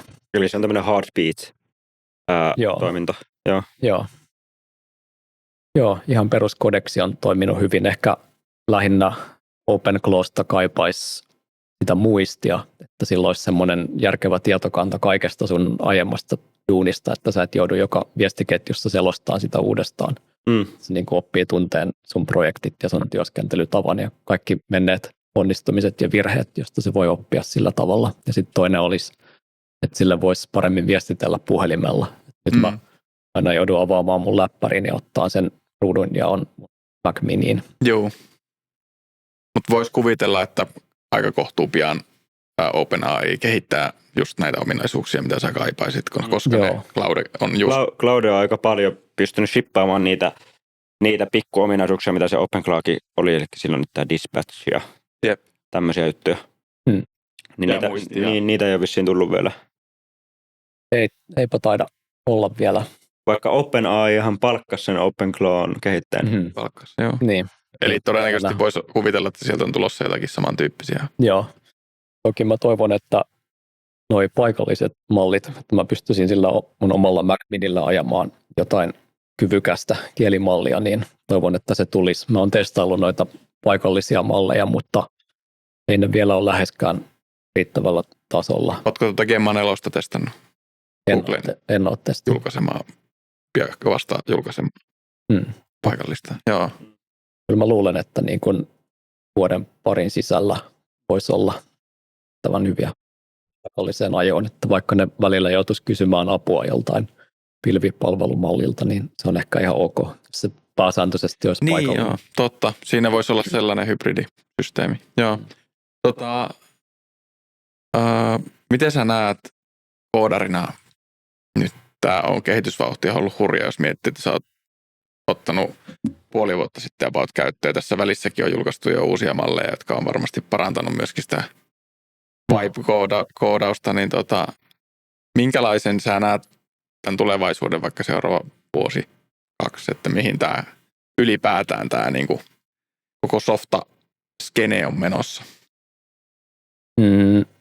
No ihmisten rooli vähenee jatkuvasti. Luulen, että kehitys jatkuu valtavan nopeana ja mullistavana. Ja nythän se ekana tosiaan vaikuttaa tähän softa-puoleen ja ensin on itseään kehittävät agentit ja lopulta ne leviää kaikkeen muuhunkin tietotyöhön ja päätteellä tehtävään työhön. Ja luulen, että se kokonaisuudessaan mullistaa yhteiskuntaa ja maailmaa ja työtä aivan valtavasti. Ekana se niin kuin korvaa paljon näitä just ruudulla tehtäviä duuneja. Sitten odotellaan vaan, että tulee robotit mullistamaan, humanoidirobotit mullistamaan kaikki sitten manuaaliset, fyysiset työt. Että tämä on ehkä vähän itsellekin tullut puun takaa tämä kehityksen nopeus. Singulariteetti on käsitteenä ollut tuttu jo pitempään, mutta nyt se on jotenkin konkretisoitumassa ja vähän niin kuin pistää maailmankuvaakin uusiksi ja ei niin kuin oikein ihan ymmärrä, että mitä tässä tapahtuu. Miten se uusi sun maailmankuva?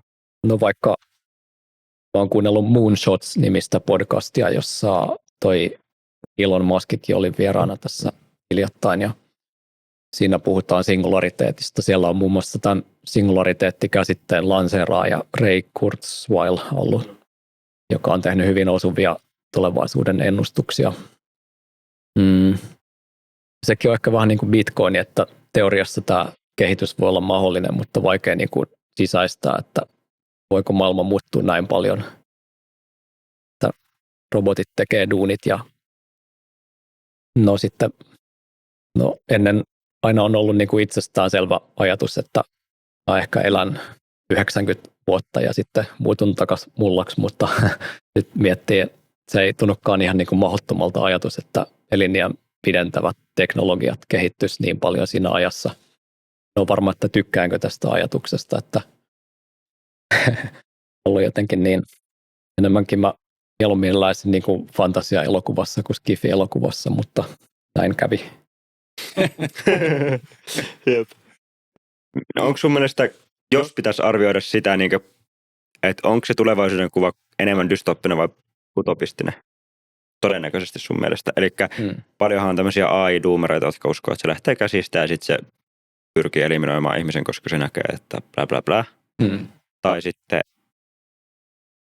Tai sitten on toisaalta niitä, jotka ajattelee, että se vapauttaa ihmisen työn kahleista ja niin kuin, tekee niin paljon lisää arvoa, että tulee tämä Star Trek-nappi, että replikaattori, millä pystyy kaiken tekemään ilmaiseksi ja kopioimaan ja luottamaan. Ja tulee niin paljon yltäkylläisyyttä, että ihmiset voi vaan nauttia ja kohdella. Niin. Kumpi näistä, Terminaattori vai Replikaattori? Kumpi on todennäköisempi? En tiedä. Bitcoin on ollut semmoinen toivon lähde pitkään ja on ollut hyvin optimistinen tulevaisuuden suhteen, mutta nyt tämän tekoälyhomman myötä mä en ehkä olekaan niin varma, että Bitcoinin kautta mä olin ehkä 99% optimisti, mutta nyt tekoälyhomman myötä mä onkin ehkä vaan 60% optimisti tulevaisuuden suhteen. Niin lähinnä mietin, että miten ihmiset pystyy tuottamaan taloudellista lisäarvoa ja kilpailemaan resursseista tekoälyn ja humanoidirobottien kanssa, ainakin niin kuin pitkällä aikavälillä.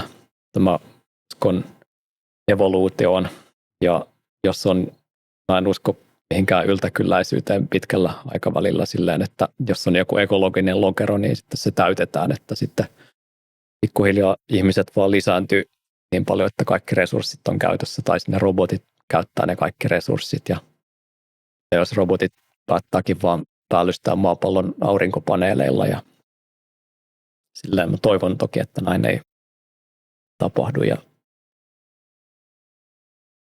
mitäs muutakaan me voidaan tehdä, kuin yrittää edistää sitä hyvää tulevaisuutta, ja siksi mäkin yritän kehittää näin. Tuntuu, että nyt olisi ehkä semmoinen niin kuin tilaisuus kääntää parempaan suuntaan kehitystä, että saataisiin vaikka tekoäly käyttää näitä hajautettuja teknologioita ja silleen. Onko ollut vaikeaa, tai onko se vaikeuttanut työhön fokusointia tämä, että nämä kelat, mitä sä just kerroit? No ehkä jonkin verran, ehkä enemmänkin se on niin kuin omaa maailmankuvaa horjuttanut ja silleen pistänyt miettimään paljon asioita. Se koodia tulee enemmän kuin koskaan ennen. Jep. Onko se nyt niin kuin tavallaan kaikki teknologiat, mä uskoisin, että ne on pohjimmiltaan neutraaleja kaksiteräisiä miekkoja, että niitä voi käyttää hyvän tai pahaan. Olisi se sitten vasara tai... No ydinase on vähän vaikea perustella ehkä, mutta niin. Siinäkin teknologia itsessään on hyödyllinen. Niin, mutta kuitenkin niin onko tämä AI sun mielestä semmoinen tällä hetkellä? Ei tarvitse mennä edes sinne tulevaan, niin onko se ihmistä voimaannuttava tämmöinen niin kuin suvereniteettia lisäävä vai onko se enemmän semmoinen, että sitä tulee käyttää valvontaan ja alistamiseen? Kumpi voittaa? Keskushallinto vai yksilö? Niin, se on hyvä kysymys. Kyllä se on tällä hetkellä voimaannuttava systeemi. Siinä on paljon potentiaalia pahaa, kun on nämä etenkin kun on nämä keskitetyt AI-toimijat.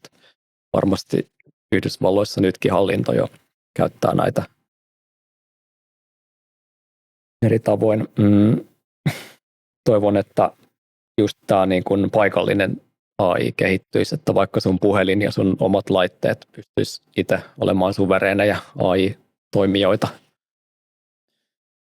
Ja sinänsä niin kyllä valonnopeus on aina rajoittava tekijä ja aina niin kuin periaatteessa niin kuin on tilaa myös näille paikallisille laitteille, jotka pyörittää sitä.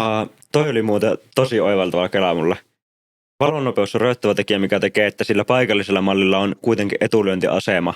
Niin paikallisesti siihen nähdä, että jos Washingtonista sua koetetaan valvoa ja alistaa tekoälyllä, niin kuitenkin sillä paikallisella tekoälyllä on etulyöntiasema tuosta valonnopeus syystä riippuen. Niin. Siis todella kiinnostava. Tai johtuen. Jep. Ja sitten siinä just aikaisemmin se on, tai siis jossakin kontekstissa olisi tuntunut vähän niin kuin vitsiltä se, että valonnopeus on rajoittava. Niin se, että se on oikeasti tässä ihan relevantti asia. Niin. Vähän niin kuin ekstrapoloimalla voit miettiä vaikka, että jos sä olisitkin Kuussa tai Marsissa, niin silloin se olisi vaikeampi kontrolloida sieltä. Jep. Ja esimerkiksi tämmöisessä high frequency tradingissa, niin tosi lyhyellä aikavälillä tehtyissä kaupankäynnissä Wall Street tarhaa sille, siellä vaikuttaa jo se, että kuinka lähellä sä oot sitä New Yorkin pörssiä. Että kuinka pitkä se sun kaapeli on sinne. Jep. Niin sillä etulyöntiasema, kellä se on kaikista lyhyin, se on seinän takana suoraan tekemässä sitä kauppaa. Niin. Että sama mekanismi tulee vaikuttaa myös tuohon. Jep. Eli näet sen kuitenkin enemmän suvereniteettia lisäävänä. No en tiedä vielä, mutta toivottavasti siihen on ainakin mahdollisuus. Tietty tämä laitteiston valmistus on hyvin keskittynyt, kun ne on niin korkeaa teknologiaa ja niin vaikea tuottaa näitä parhaita laskentapiirejä siellä Taiwanissa ne niitä tekevät ja Hollannissa se ASML tekee näitä laitteita näiden piirien valmistukseen. Niin keskittynyt toimitusketju. En sitten tiedä, voisiko se, kun ihmiskunnan resurssit lisääntyy ja energia ja tekoälylaskenta lisääntyy, jos voisikin vaikka Suomessa tuottaa samanlaisia piirejä tulevaisuudessa, niin se olisi hienoa. Se voisi lisätä silloin myös kansallista suvereniteettia. Niin, kyllä. Kyllä. Niin, jos sen pystyisi niin tämän teknologisen harppauksen, mitä tässä ollaan ottamassa, niin myöskin niin kuin valjastamaan laitepuoleen. Niin. Näetkö sä mitään tällä hetkellä mitään uhkia tai kritisoituvaa siinä, niin kuin esimerkiksi AI-slopissa, mikä herättää tunteita monesti?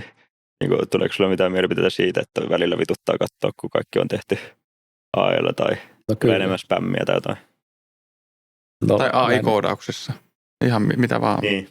No, en mä tiedä. Ehkä Elon Musk, kun se postailee niitä Grokilla generoituja sloppikuvia, niin se ärsyttää. Jep. Joo. Tekoälystä. Tuleeko Niin. sulla vielä? Ei välttämättä. Tuleeko laajemmin voitaisiin käsitellä sitä, että minkälainen teknologiastäkki sun mielestä on niin kuin semmoinen helposti lähestyttävä, millä kuka tahansa niin kuin yksilö pystyy niin kuin lisätä omaa. Niin kuin tässä digitaalisessa, just kun on valvontaa, pitää keskittyä yksityisyyteen, pitää keskittyä niin kuin omaan digitaaliseen jalanjälkeen ja suvereniteettiin, niin mitä kaikkia AI on yksi työkalu, siinä lokaalit mallit, etenkin niiden kehitys, sitten Bitco, se tuo sulle taloudellista itsemääräämisoikeutta, sitten on tuo Nostri, hajautetut viestintäjutut. Siinä ne varmaan aika lailla onkin. Sitten varmaan VPN on ehkä yksi aika yleinenkin. Tätä omaa yksityisyyttä verkossa. Mitäs VPN sä käytät? No mä oon käyttänyt Mulvadia, Exit VPN. Se on kiva, kun sen voi ostaa. Sä et tarvitse käyttäjätiliä varsinaisesti, tai sun käyttäjätili on vaan numerosarja ja voit ostaa Bitcoinilla lisää aikaa. Mutta mä haluaisin tuon Nostri VPN lisätä myös semmoisen, että sä voit itse pyörittää tällaista exit-noodia, joka reitittää muille liikennettä sinne verkkoon päin, ja ne voi ostaa sitä sulta Bitcoinilla suoraan. Joo, eli siitä voisi tulla niin yksilölle tämmöinen pikku business. Niin, ja sä voit vaikka laittaa jonkun minitietokoneen johonkin McDonald'sin vessaan pyörittämään niiden Wifin kautta exit-noodia, ja siitä tulee mahdottomaksi valvoa, kun näitä keskitettyjä VPN:iä pystyy blokkailemaan aina kuitenkin, jos se olisikin mahdottomaksi niin kuin määrittää tai sanoa, että tämä nyt VPN-yhteys vai ei. Kyllä. Jostakin löytyy pistorasia ja wifi, niin siihen tökkää samalla kuin tuommoisen niin bit-aksen, niin tökkäsee siihen ja siellä on sitten taas uusi noodi. Toi on jo tosi cypherpunk-kamaa, että älä taistelee noin kavissaan. Mä oon kuullut nyt jotkut käyttäjät on sanonut sitä tai kaverit, että VPN, niin että keskityt palvelut, esimerkiksi nettipankit tai jotkut tämmöiset, ne tunnistaa jo aina melkein kaikki. Ja on silleen, että ota VPN-yhteys pois päältä, muuten et päästä tänne. Niin toi ratkaisisi sen. Niin. Entä jos nyt ei ihan mäkkäri vessaa vie sitä? Voiko se himassa, auttaako se mitään, jos se on sulla himassa joku erillinen tietokone, eikö se mene silti sun IP? No mutta sitten sä voit sanoa, että tämä yhteys ei ollut multa, että tämä oli joku VPN-reititetty. Jep. Niin. Sinne tulee muitakin. Niin, eli kun sun osoitteesta tulee. Niin. Tor-solmun ylläpitäminen sitä exit-nodesta on usein puhuttu, että se on tosi jopa ehkä vaarallista, että niin saatetaan karhuryhmä tulla ovelle, jos sulla on kotona semmoinen Tor-solmu. Jep. Jännä. Ei se on varmaan ihan mahdollista. kyllä kiinnostava siihenkin saada joku Bitcoin-insentiivi. Mielenkiintoista muuten, nehän otti spämmiä vastaan taistelun käyttöön tämän Proof of Work-systeemin Tor-protokollassa tai Tor-projektissa, missä jotta sä voit käyttää sitä sipulikanavaa, eli sitä reititystä. Tor toimii siis lyhyesti näin, että siinä on jokaisella paketilla, jokainen paketti sotketaan 3 eri pomppauksen läpi. Joku on joskus laskenut, että se 3 on tarpeeksi, että ei 4, ei 2, vaan 3 on se optimi. Ja kun sä lähetät jonkun paketin internetin välityksellä multa sulle, niin se matkalla pomppii tämmöistä 3 satunnaisen tietokoneen kautta. Joo. Niin ei se ollutkaan spämmi, vaan se oli DOS-hyökkäyksiä, eli niitä Torin yksi ongelma on ollut se, että sitä verkkoa on koetettu DOSsaa, eli sinne on lähetetty tämmöistä palvelunestohyökkäyksiä, niin turhia paketteja. Niin sen ehkäisemiseksi ne otti käyttöön Proof of Workin, eli että käyttäjä, joka menee sitä, niin joutuu uhraamaan ihan pienen sivuisen prosessoritehosta. Eli sama kuin Bitcoin-louhinnassa. Niin tuli vaan nyt mieleen, että se on toki yksi teknologia. Onko se siitä muuten ikinä ollut erityisen kiinnostunut tai sukeltanut siihen tai pyöritellyt niitä? En nyt kovin paljon ole ollut Inessä, mutta on testaillut silloin tällöin. Kovin paljon on käyttänyt. Tulisiko mieleen jotakin semmoisia teknologioita, mistä kukaan ei vielä puhu, johon sä oot törmännyt vaikka viime aikoina, jotka on sun mielestä kiinnostavia tai sellaisia, mitkä ansaitsisi huomiota? No toi Nostri-avaimilla toimiva verkkoreititys, jonka mainitsin, jota tehtiin siellä Madeiralla, niin se on musta aika kiinnostava. Vähän vastaavia systeemejä on ollut ennenkin, mutta tämä saattaisi toimia.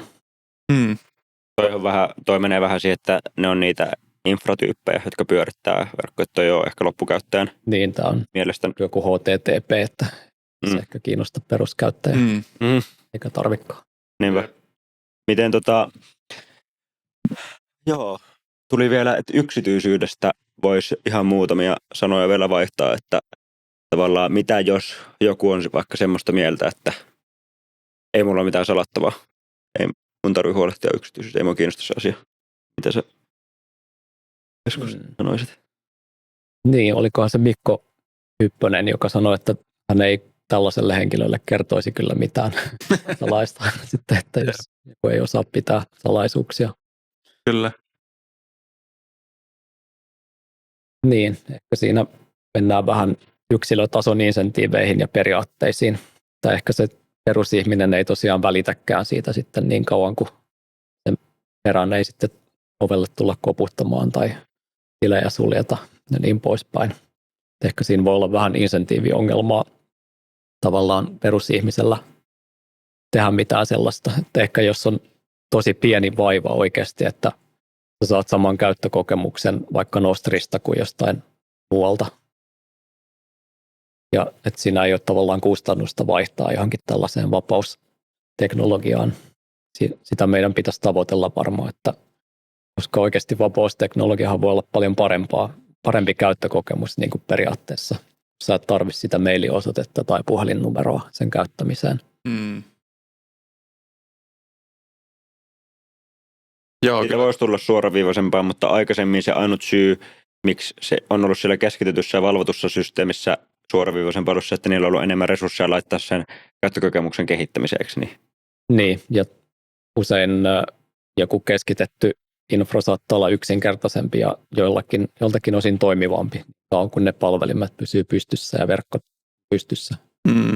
Mutta tuossa voisi, tai niinku semmoinen fiilis tulee vaan itsellä, että jos kaikkien koodarien työ on nyt vaikka, jotka on ottanut AI-työkalut käyttöön, niin 10-100-kertaistunut ja sitten siellä on porukkaa, jotka oikeasti on niinku pyyteettömästi valmiita tekemään töitä hajautettua järjestelmien puolesta, niin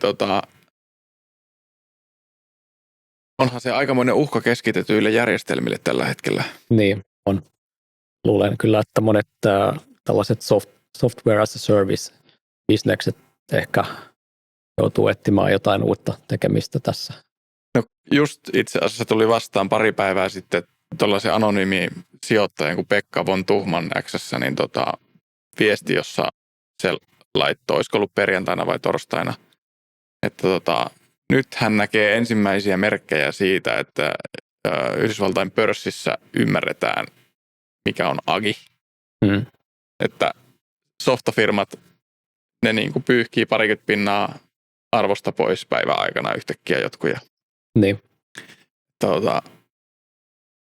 Sieltä on oikeasti tulossa tsunami. Niin. Joo. Sitten mä niin kuin vielä jotenkin haluaisin siihen yksityisyyteen ja oman datan niin kuin kulmaan pureutua siinä mielessä, että niin kuin Suomessahan on ollut oikeasti niin kuin aika iso saturaatio semmoisten niin kuin vapaan lähdekoodin siitä kiinnostuneiden, just Linuxin myötä tullut niin kuin sitä osaamista ja kiinnostusta siihen ja nähdään se arvokkana. Ja täällä on ollut semmoista niin kuin aktiiviskeneä niin kuin esimerkiksi tässä MyData liikehdinnässä, että käyttäjä pitäisi omistaa omaa datansa. Ja ihmiset ei niin kauan kuin se yhden ihmisen antama data, mä oon koettanut miettiä tähän sikana ja mä oon tullut siihen tulokseen, että se ongelma on se, että se data on ihan sairaan arvokasta silloin, kun se on aggregaatissa. Eli se big data on todella arvokasta ja siitä maksetaan tosi paljon. Siitä maksaa totta kai mainostajat, mutta sitten kaikenlaiset muutkin intelligentsiat. Niin mä oon miettinyt, että mikä sen ratkaisisi, että se käyttäjä saisi itse arvostamaan sitä omaa dataansa niin paljon, että se mieluummin ei haluaisi luovuttaa sitä itse omista lähtökohdistaan. Eli mä oon miettinyt esimerkiksi tämmöistä, että miksei sitä datan myyntiä ole pörssitetty, että se olisi avoin kaupankäynti sille, että mä voisin niin kuin käyttäjänä mennä johonkin pörssiin ja mä voisin listata sinne, hei, tässä on mun käyttäjädataa viimeiseltä vuodelta. Kuka ostaa, kuka maksaa eniten? Joo, kiinnostava ajatus. Itse asiassa mä oon just koodannut Nosterin päälle semmoisen Spotify-tyylisen käyttökokemuksen, joka vähän itsekin yllätyin, miten helppo se oli tehdä viikossa. Melkein niin kuin käytännössä samanlainen käyttökokemus kuin Spotifyssa. Ja mä oon sinne jonkinlaista niin kuin audiokirjastoa lisännyt jo. Mutta se, mikä multa puuttuu, on se, mikä Spotifylla on se, en tiedä, 100 miljoonan ihmisen kuunteludata. Niin mulla ei ole semmoista suosituskoneistoa, mikä niillä on. Niin joku tämmöinenhän olisi kiinnostava, jos pystyisi sun sosiaalisesta verkostosta pyytämään vaikka tällaista dataa. Jep. Sä haluaisit ostaa sitä, mutta kysymys kuuluu siitä, että haluaako kukaan myydä sitä omaa dataansa, koska se olisi varmaan niin vähän arvo. Tai miten sä todistat, että se on oikeata dataa oikeasti? No sekin vielä. Että sä et myy synteettistä sloppidataa.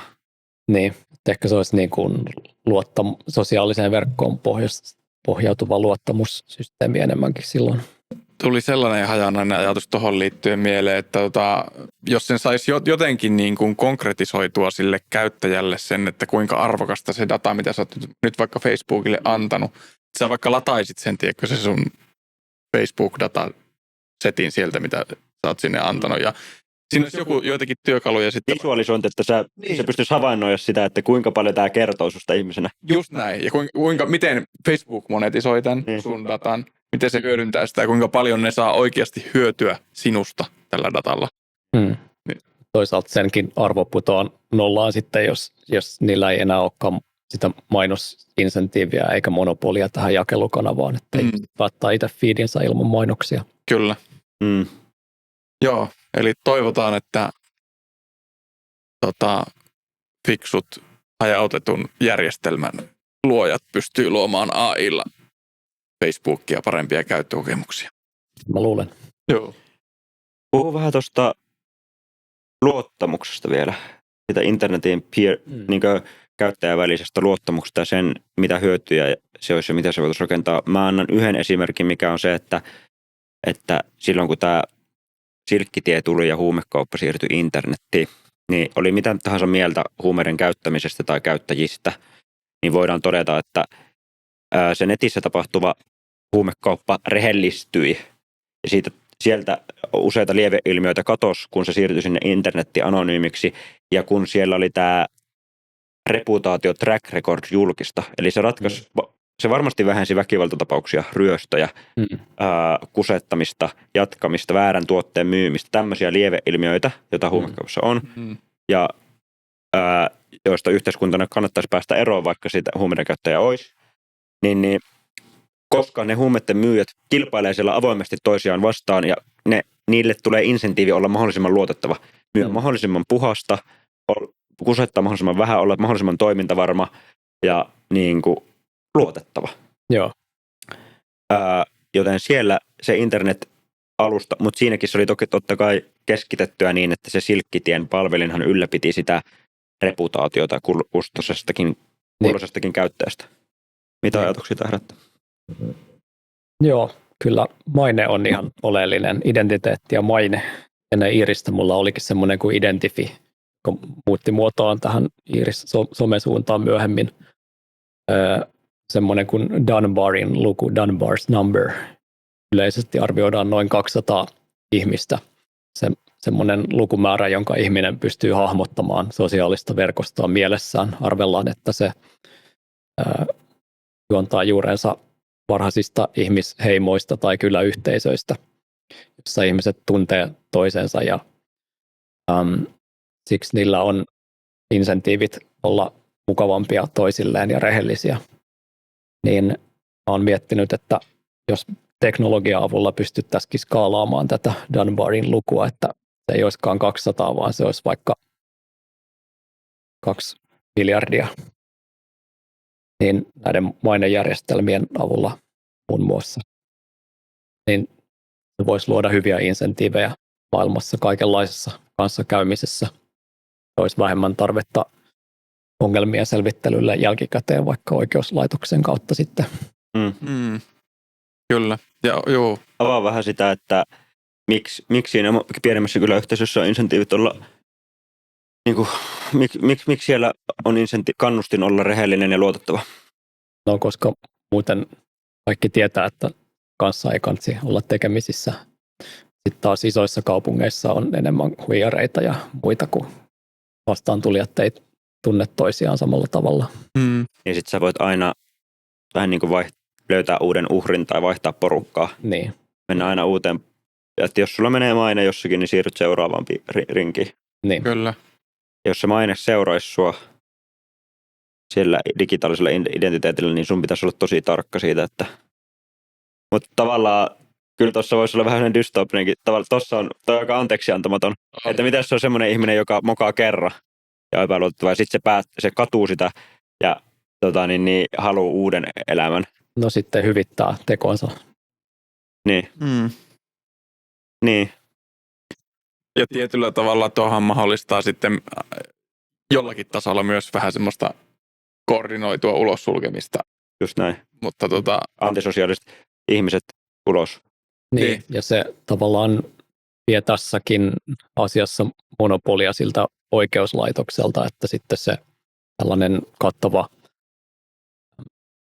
mainejärjestelmä voisi olla paljon tehokkaampi insentiivi kuin se oikeuslaitos. Se on niin kuin hajautettu social credit score, eikö niin? Niinpä. Niin, ja tuossa tietyllä tavalla myöskin sitten se yksi menneisyyden töppäys, virhe jossain, vaikka tuomio, niin se ei välttämättä määritä sua sitten koko loppuelämää. Niin. Nyt se menee niin, että jos sä oot saanut 10 vuotta sitten vaikka jostakin talousrikoksesta tuomion ja päättänyt siinä vaiheessa sitten niin kuin muuttaa elämäsi ja alkaa kunnolliseksi ja ei toista rikollisia tekojaan, niin se nousee aina uudestaan esille. Se vaikeuttaa sun elämää koko sun loppuelämän. Että sä et pysty oikeasti niin kuin tuntemattomille ihmisille koskaan korjaamaan sitä tekoa. Niin. Mutta sitten jos ne tuntemattomat näkisikin, että sä ootkin oikeastaan aika hyvä tyyppi monella tavalla. Jep. Niin tavallaan on tähtijärjestelmä, että kukaan ei ole täydellinen. Niin. Että jos sun kokonaisrekordi on kuitenkin, että sä eka menee hyvin, sit sä töppäät, se tippuu se sun rekordi, mutta sitten jos sä lähdet sieltä bildaan takaisin, niitä vähän niin kuin kyllähän nyt arviointiasteikko on myös TripAdvisorissa tai Amazonissa. Että tällä toimittajalla on 4,5. Kiinallahan on tommoinen Hotelli- keskitetty. Niin, nimenomaan tässä on se pointti, että se on hyvin dystooppinen ja Kyllä. siinä on se keskitetty ylläpitäjä, joka määrää sun jonkun luottoluokituksen. Kyllä. Sen sijaan sen pitäisi olla hajautettu. Jokainen voi itse valita, kenen mielipiteistä ne välittää ja minkälaisen palautteen tai pisteytyksen ne haluaa nähdä, jos mitään. Jep.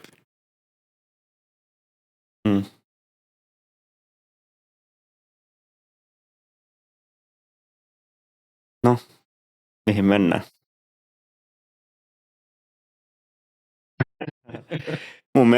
mun mielestä tuo maine on kiinnostava. Mä oon sieltä Silkkitie ajoilta asti sitä tutkinut ja leikitellyt mielessä ja Dunbarin lukua just pyöritellyt. Niin kuin, että yksihän syy esimerkiksi rahan syntymiselle ylipäätänsä on se, että se skaalaa sitä Dunbarin lukua. Koska raha ja käteinen setlaaminen, ennen se oli aina tekojen velkaa, että mä teen sulle palveluksen, saat mulle palveluksen velkaa. Sä oot hyvä tyyppi, mä teen sulle uuden palveluksen. Ja näin poispäin. Niin sitten kun se setlattiin kaikki kaupat käteisellä heti, niin sitä ei tarvinnut muistaa. Sun ei tarvitse tietää sitä, kuka se on se toinen tyyppi, Niin, jos se setlataan käteisellä. niin. Tai toi mainehan voisi toimia siinäkin, että sä vaikka autat jotain ihan vaan niin kuin hyvää palautetta vastaan ja sitten joku toinen auttaa sua. Totta. Sen takia ihmiset, yrittäjät, vaikka yksiyrittäjät, vaikka valokuvaajat, ensimmäisen vuoden ne kerää portfoliota. Tekee ilmaiseksi hommia, että ne saa referenssejä, suosituksia. Kyllä. Ja sitä kauppiaalla on myös alussa haluat antaa enemmän alennuksia ja muita kikkoja, että saat volyymia alle ja sitten se tulee luotettu toimia. Tuo saattaisi kannustaa sellaiseen niin kuin piilaaksotyyppiseen, että ei odoteta vastapalvelusta Niin. siltä, kelle tehdään joku palvelus. Tuosta tuli, mä en tiedä luiko se, tuli X:ssä vastaan pari päivää sitten sellainen joku ranskalaisen kirjoittama postaus tuosta, että siellä se oli ollut jollain tämmöisellä bisnesillallisella, jossa oli ollut paljon sitten niin kuin rahamiehiä ja yrittäjiä ja muita paikalla. Ja sitten siellä oli niin kuin sellainen ilmapiiri ollut, että kaikkien pitää saada hyötyä toisesta jotenkin revittyä irti. Niin kuin, tai maksimoidaan se hyöty siitä toisesta ja yritetään minimoida se, että mitä annetaan itsestä ulos. Isojen kaupunkien on ongelma. Niin. Oululaista ajatteleepä helsinkiläistä tolleen, että ne on semmoisia pyrkyreitä. Niin. Ja aina on joku business mielessä. Siinä sitten verrattiin Piilaaksoon, että siellä kaikesta huolimatta, vaikka se onkin tällainen, niin kuin voisi kuvitella, että siellähän niin kuin vielä enemmän on tällaista, mutta se on niin kuin päinvastoin siellä, että siellä joku nuori aloittava yrittäjä saattaa saada oikeasti joltain tosi menestyneeltä yrittäjältä parin tunnin lounassession ja se sparrailee ja se ei odota se sparraaja minkäänlaista vastapalvelusta. Niin. Tuo saattaisi kannustaa sellaiseen, että okei, että jos me annetaan vastapalveluksia toisillemme, niin joku toinen ihan jossain muualla saattaa sitten ajatella, että hei, tuo oli hyvä tyyppi, niin mä haluan antaa sille myös. Niin. Ja yksilönvapaus näkökulmasta myös vaikeampi verottaa tuollaista vaihdantaa, jossa raha ei liiku. Joo. Toki sitten oli aikapankkisysteemit jossain vaiheessa siitä vassarit kiinnostui, että vaihdetaan työtunti toiseen, mutta sitten verottaja tulikin siihen väliin, että ei, tämä on veronalaista työtä, että maksat siitä sitten euromääräisen veron, vaikka vaihdat vaan tunteja.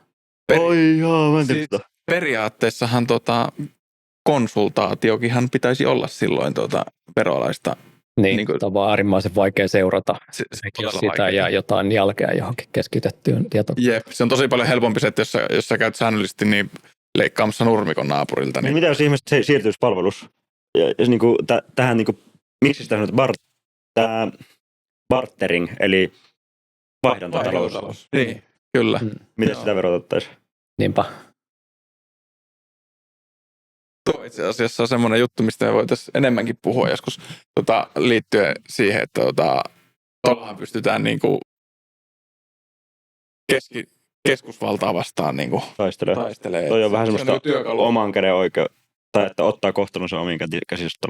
Niin, siis sille, että tuu sä leikkaa mun nurtsi, niin mä hoidaan sulle jotakin. Niin, sitten jos siihen saa vielä sen mainesysteemin, että ei tarvitsekaan keskenään vaihtaa, että joku muu voi tehdä sulle vastapalveluksen. Kyllä. Jännä. Joo, totta. Pyörä uudelleen joutaan keksiä, koska julkinen sektori on selvitä, on mennyt takaperin. Paljonko on BKT, julkisen sektorin BKT Suomessa? No se on 58%. Joo, se on sen verran. Eli tuolla Neuvostoliitossa oli karvaa yli 50%. Ja se oli niinku, Mitä ne loput oli sitten? siellä oli kuitenkin yksityistä se raha. Enemmän kuin sen meillä. verran. Yrityksiä. Jep. Ja mutta joo, tuli muuten semmoinen juttu mieleen vielä sitä digitaalista identiteetistä, että nythän EU:ssa, sä tiedät, että EU:ssa kehitellään nyt tätä digitaalista identiteettiä, vissiin Briteissä sitä digitaalista lompakkoa, mihin tulee tää sun identiteetti. Ja 2000, mä muistan vielä, kun 2019 Hesarin niin iso aukeama kokoustutut, missä selitettiin sitä Kiinan mallista silleen, että Kiinassa on käytössä keskuspankkien digitaalinen valuutta, mikä on valvontatyökalu ja tyrannin tämmöinen dystoppi. Sitä maalattiin tämmöistä dystoppista kuvaa silloin. Kauheata. Sitten ei mennyt ihan hirveän monta vuotta, kuin joku 2-3 vuotta, niin sitten yhtäkkiä se olikin silleen, että hei, että tämä toimii tuolla Kiinassa, että otetaan mallia. Niin Joo. ja että meillä tehdään tämä sitten eurooppalaisten arvojen mukaan ja oikein ja tälleen, niin herääkö sulla mitään näkemyksiä tuosta keskitetystä digitaalisesta identiteetistä, että onko se sun mielestä uhkakuva tai kuumottava tai valvontaa? On keskitetty identiteetti ja keskitetty rahajärjestelmä, ne on dystopian työkaluja, ja mä luulen, että vähän niin kuin väkisinkin ehkä EU-koneisto ja muut keskitetyt vallankäyttäjät ajautuu mielellään siihen suuntaan, että kaikkea tekemistä, rahaliikennettä ja muuta valvotaan ja tulee pakollista tunnistautumista eri paikkoihin, ja siksikin on musta tärkeää tehdä just näitä Bitcoinia ja Nostria. Ne on OYC, Know Your Customer, se varmasti tulee kokonaan laajenemaan enemmän ja enemmän, että yhtäkkiä jossakin vaiheessa sun pitää tuntea sun asiakas, jos sä myyt perunoita torilla. Tai...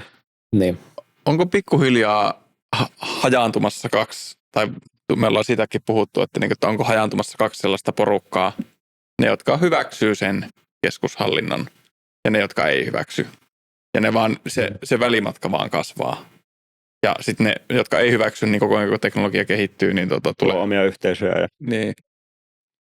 Niin, en tiedä. Mä luulen, että valtaosa ihmisistä ei ole koskaan kiinnostanut nämä asiat, että ihmiset vaan elää arkipäivästä elämäänsä ja tekee mikä on niillä helpointa miettimättä ihan kauheasti tällaisia.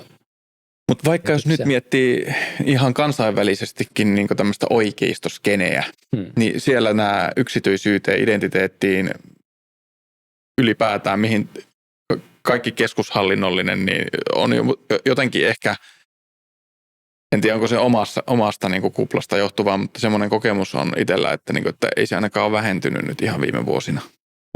Semmoinen liikehdintä. Niin, varmaan oikeisto on ollut pitkään enemmän, tai niin, onko se silleen, että silloin kun sun oma jengi on vallassa, niin sä hyväksyt enemmän tällaista autoritarismia. Että ehkä se oli ennen ne demokraatit tai vassarit, jotka kannatti sananvapautta ja vaikka vapautta kritisoida uskontoja. Tai 2000-luvun alussa oli vielä selvästi tälleen, niin. että vassarit oli semmoista niinku vastarinta porukkaa ja rebeleitä ja yksilövapauksiakin ajo. Niin. Sananvapautta. Niin. Nyt silleen, kun X onkin Elon Muskilla ja Trump on presidentti, niin republikaanit hyväksyy enemmän. Kyllä mä oon tosta ehdottomasti samaa mieltä. Että ne kompromissataan, aina se alta vastaava, aina se oppositio puhuu tämmöistä asioiden puolesta ja se myös sillä saataan pystyä kiihottaa kansaa ja saada osiota. Mutta sitten, koska se on totta, että se ikään kuin ajaisi yksilön etua ja suurimman osan kansansa etua, jos sä toteuttaisit tämmöisiä ihanteita. Mutta sitten heti kun sä saat sen vallan, niin sä kompromissaannut. Voisiko olla niin, että jos siinä on kuitenkin sellainen, jos mietitään niin teknologisen kehityksen niin nopeutumista, niin se, että keskushallinnon on koko ajan vaikeampi ja vaikeampi pysyä perässä siinä, kun semmoinen porukka, joka haluaa kehittää niin vaihtoehtoisia järjestelmiä, niin se on paljon ketterämpi monestikin sitten sellainen verrattuna keskushallinnollinen teknologinen valvonta. Jos mietitään vaikka nyt, että EU on tekemässä tämmöistä digivaluuttaa, niin se on kuitenkin aika pitkä prosessi näyttäisi oleva, että ei se niin kuin missään tuommoisen digivaluutan tekeminen oikeasti niin kuin noin pitkä prosessi tarvitsisi olla välttämättä. Voisin kuvitella ainakin, että niin kuin, jos joku yksityinen toimija haluaisi rakentaa samanlaisen, niin ei sillä niin kuin 5 vuotta siihen menisi välttämättä. Niin. Maailma kehittyy niin valtavaa vauhtia, vaikea sanoa, että kumpi tässä kilpajuoksussa sitten pysyy edellä, että toisaaltahan tekoäly ja uusi teknologia mahdollistaa aivan uudenlaista valvontaa, mitä ennen ei koskaan ollutkaan. Juttelin yhden kiinalaisen kanssa hiljattain, joka kertoi, että siellä on muuttunut meininki ihan täysin, että siellä kukaan ei uskalla enää tehdä rikoksia, koska jää heti kiinni ja pienestäkin liikennerikkomuksesta tulee heti sakot postiin ja joku kiinalainen nainen oli laittanut videota, kun sillä oli tyyliin 10 miljoonaa edestä kultaa jossain kärryssä, mistä se työnteli kaupungilla ja siellä kukaan ei uskalla tehdä mitään. Ja se on kuulemma turistille ihan hauska maa käydä viikon verran, mutta sitten siellä ei ole kiva asua, kun saa vaikka yli 10 hengen kokoontumista pitää ilman lupaa. Saa pitää synttäreitä himossa.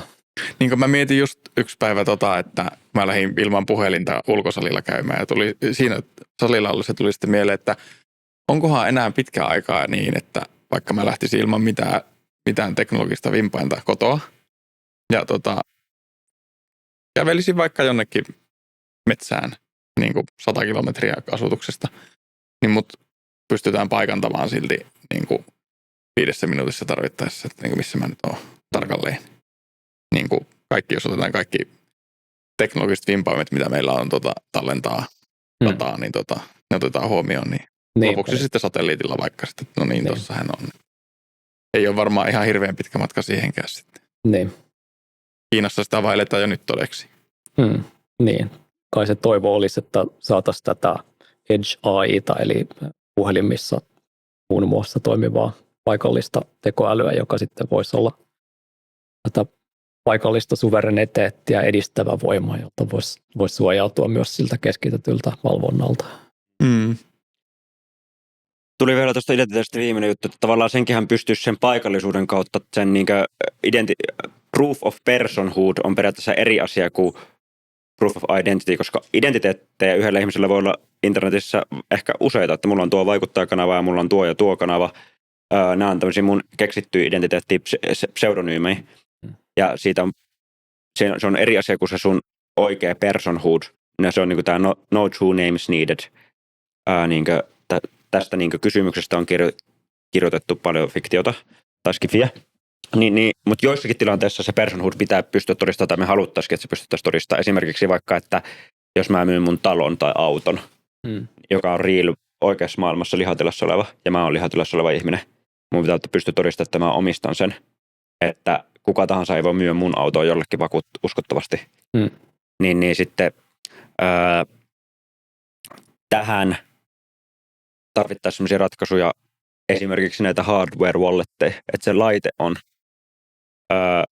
sun digitaalinen lompakko ja se laite, siellä on vaikka tämmöinen niin kuin secure enclave ja sitten se todistaa, sä NFC:llä tai jollakin muulla tavalla kirjaan ja se vaan todistaa kryptografisen allekirjoituksen, missä se antaa jonkun tiivisteen siitä sun personhoodista. Herättääkö tämä mitä ajatuksia, että tommonen niin kuin kehityskulku, että sen digitaalisen identiteettiin tekisi oikein ja kääntäisi suvereeniksi? Ehkä sosiaalinen graafi on siinäkin toimiva, että ainahan sä voit hukata jonkun sun avainparin, kun Bitcoin-lompakon tai Nostri-tunnuksen voit hukata, niin silloin sä tarvitset sen sosiaalisen verkoston todentamaan sulle uuden, että nyt otit käyttöön tämmöisen uuden tunnistautumisvälineen, jota sä käytät. Eli vaihdat uuden digitaalisen identiteetin, päivitit se uuteen? No, ei identiteetti, vaan niin kuin tunnistautumisväline enemmänkin. Niin on identiteetin attribuutin päivitys. Eli voisiko tota kautta varmistaa silleen, että jos mä menen kaupoille ja tuossa lukee, että tämän auton omistaa Martti Malmi ja mä en tunne sua ja sä tuut mua vastaan, niin voisiko mä jotenkin tota kautta todistaa, että sä oot se Martti Malmi, jolla on tää omistusoikeus? Joo. Okei. Kyllä. Joo, toi on kiinnostavaa. Jonkun verran noissa kryptoporukoissa ja lohkoketjuporukoissa on yritetty tätä real world assets-juttua. Mutta se on just se ongelma mun mielestä, että niissäkään ei se lohkoketju ole oikeasti tarvittava tai se ei ratkaise mitään oikeaa ongelmaa, koska vaikka sulla se omistusoikeus siellä lohkoketjun kirjanpidossa pidetään sen takia rahaa, koska raha on vaan kuvitteellinen konsepti ihmisten mielessä, se ei ole mikään oikea juttu, niin sen takia se onnistutaan tekemään tuossa pitkossa ja tuossa tilikirjassa. Mutta jos se olisikin tämmöinen fyysinen vaikka tavara, minkä mä haluan myyä, tai sanotaan, että mä omistaisin Suomen itärajalla jonkun kiinteistön ja se lukee siellä kiinteistölohkoketjussa se, että tämä oikea pläntti vastaa tätä tokenia ja mä nyt omistan sen tokenin ja mulla on sen tokenin se yksityisavain. Niin mitä jos se yhteys katkeaa sen lohkoketjun ja sen oikean maailman välillä, esimerkiksi vaikka niin. Venäjä vallottaa sen itäalueen ja mun... Niin, tai vaikka valtio ei salli sen kiinteistön myyntiä venäläiselle. Niin. Ja mä silti vaihan sen tokenin omistajuus vaihtuu, mutta sen oikean maailman tavaran haltijuus ei vaihdu. Niin. Niin toi on niinku ehkä ratkaisematon ongelma. Niin. Fyysinen maailma ja fyysinen omistus on jotenkin laillinen konsepti. Ja Bitcoin ei ole laillinen konsepti tai digitaalinen omistaminen, se on... Niin, tai se on tietokanta, se lohkoketju. Ne. Jep. Tietokanta. Tuli tuosta muuten mieleen, kun sanoit, että se on tietokanta, että tonkin käsitteen, toi on tässä nykyisessä tämänhetkisessä vähän niin kuin tämä bear-markkina on aiheuttanut sen, että on tullut infightingin pitkoskene, tapellaan pienistä nyanssia ja asioista. Jos joku sanoisi vaikka Twitterissä, että Bitcoin on tietokanta, niin joku sanoo, että toi on nyt tommonen niin kuin hyökkäys Bitcoinia vastaan, että se on rahaa eikä tietokanta, ja siitä on tullut tämmöinen tulehtunut käsite, vaikka toi on vaan oikeasti tekninen kuvaus. Niin. Mitä ajatuksia toi herättää? No Bitcoin on Bitcoin ja se on omanlaisensa systeemi ja voi verrata eri systeemeihin, mutta Bitcoin on silti Bitcoin. Onko sulla tuosta spämmidebateista niin mitään näkökulmaa nyt? Puhuttiin vähän siitä me puhuttiin vähän siitä kvantista aikaisemmin ja sä totesit siihen musta ihan fiksusti, että jos ei pysty sanoa, niin turha niin ottaa kantaa, jos ei ole varma eikä ole tarpeeksi tietoa, mutta kyllä mä sanoisin, että sulla tohon olisi, siinä on just kysymys tästä referenssiimplementaatiosta, näistä filtreistä, spämmistä, mitä mieltä se herättää tai mitä ajatuksia? No yleensä mä oon ollut Bitcoin Core-kehittäjäporukan kanssa aika samoilla linjoilla. Adam Backillä on ihan fiksuja ajatuksia ja niin kuin, harkittuja ja tasapuolisia näkemyksiä, hyvin perusteltuja ollut. Ja niin kai sillä on arvoa, että pidetään lohkokoko järkevänä, että se palvelee hajautusta ja ollaan konservatiivisia yleisesti.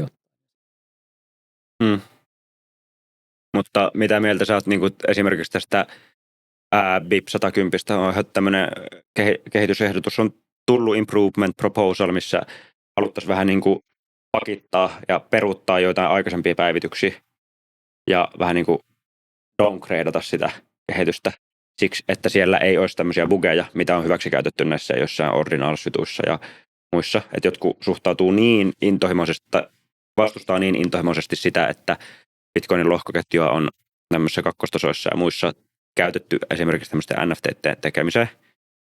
Ja jotkut on sitä mieltä, että se on niin paha rikos, että sitä käytetään väärin, että se pitää downgradeata se protokolla. No mä en tiedä tästä juuri mitään, että ehkä en ota kantaa. Okei. Se on tosi niin kuin tietyssä pikkuskeneessä tosi puhututtava asia.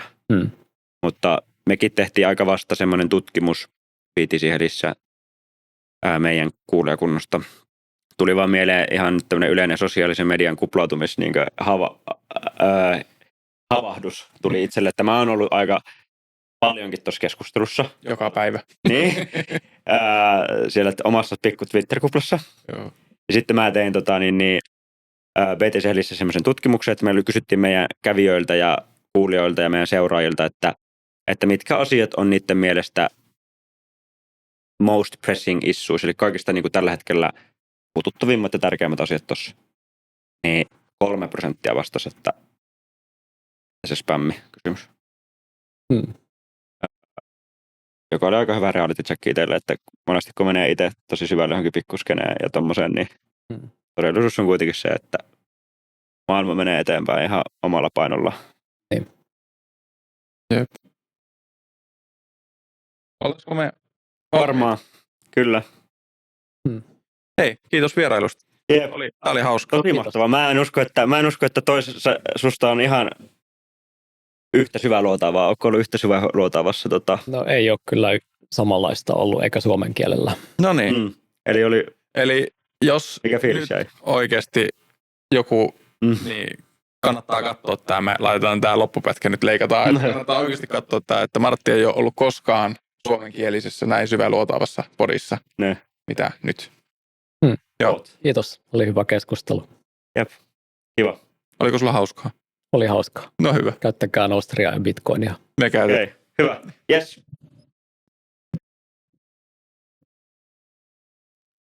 Se oli pitkä setti.